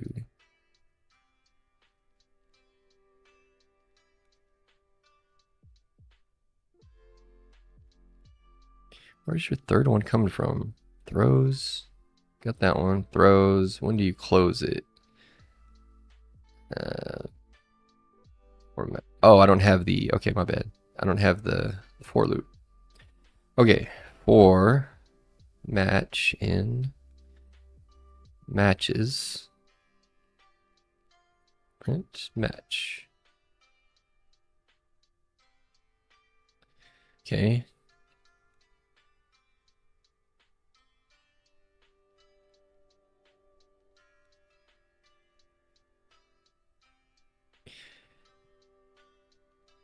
Let's see. Statements are what? Is this, yeah, that was main, Swift, testing, import. Come on, man. Statements are not allowed at the top level.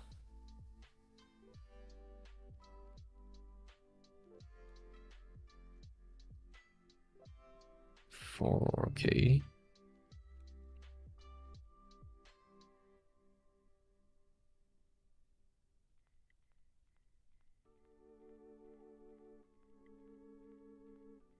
Well, I guess I'll break the cardinal rule because I don't.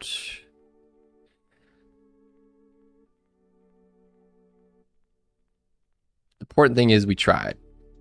I don't know what the fuck I did wrong, but let's just move on.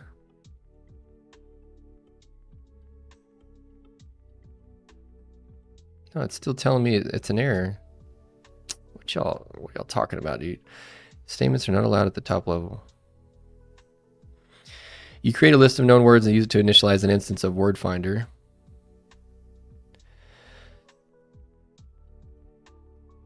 Then you define a 4-letter word template with 2 letters and 2 wildcards. You create a list of known words and use it to initialize an instance of word finder. Okay, here. So word. Oh, here. Word finder. Yeah, is equal to the instance of that word finder is equal to an instance of itself. Is that what we're saying? Let word list, word finder. Yeah. You create a list of known words and use it to initialize an instance of word finder. Then you define a 4-letter word template with 2 letters and 2 wildcards. Right. 1, 2, 3, 4.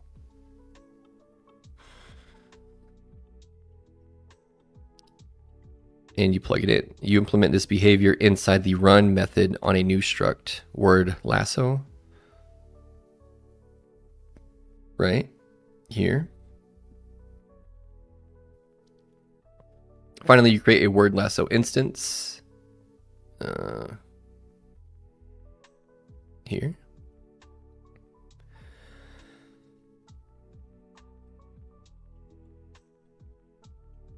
Yeah. There, and call its run method to kick off the rest of your code. You use your do catch block to trap the app and log any thrown errors. A fatal error call is not the usual way to exit a command line utility. You will replace it with a more robust solution later. Build and run your program. Your output in the console, which is also a CLI, should look like this. Wolf word.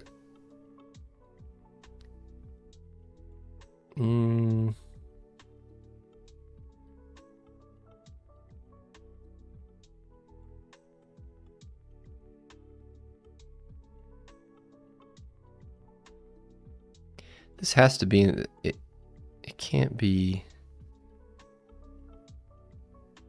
not here, but yeah, so it has to be here.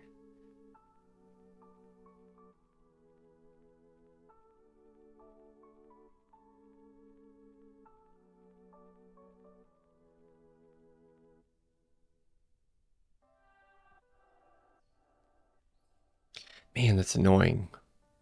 Of all things, why didn't they, okay, so static word finder. Actually, you know what? We will pick this up tomorrow because my brain is, I'm waning, brother.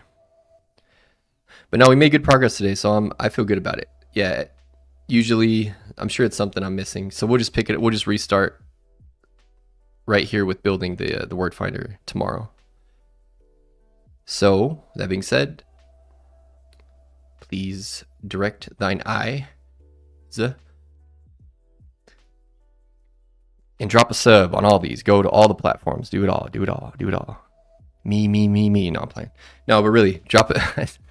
Drop a sub. Check me out tomorrow. I'll be back tomorrow, same time as always, per usual, guys. Episode 41 tomorrow of this Learn Along and everything else that we always talk about.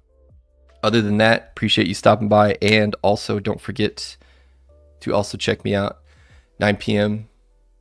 for my Halo stream as well, which is every single day, 9 p.m. Central Standard Time. 100 Days of Ranked Halo tonight is day 60 something. All right, guys, take care and goodbye.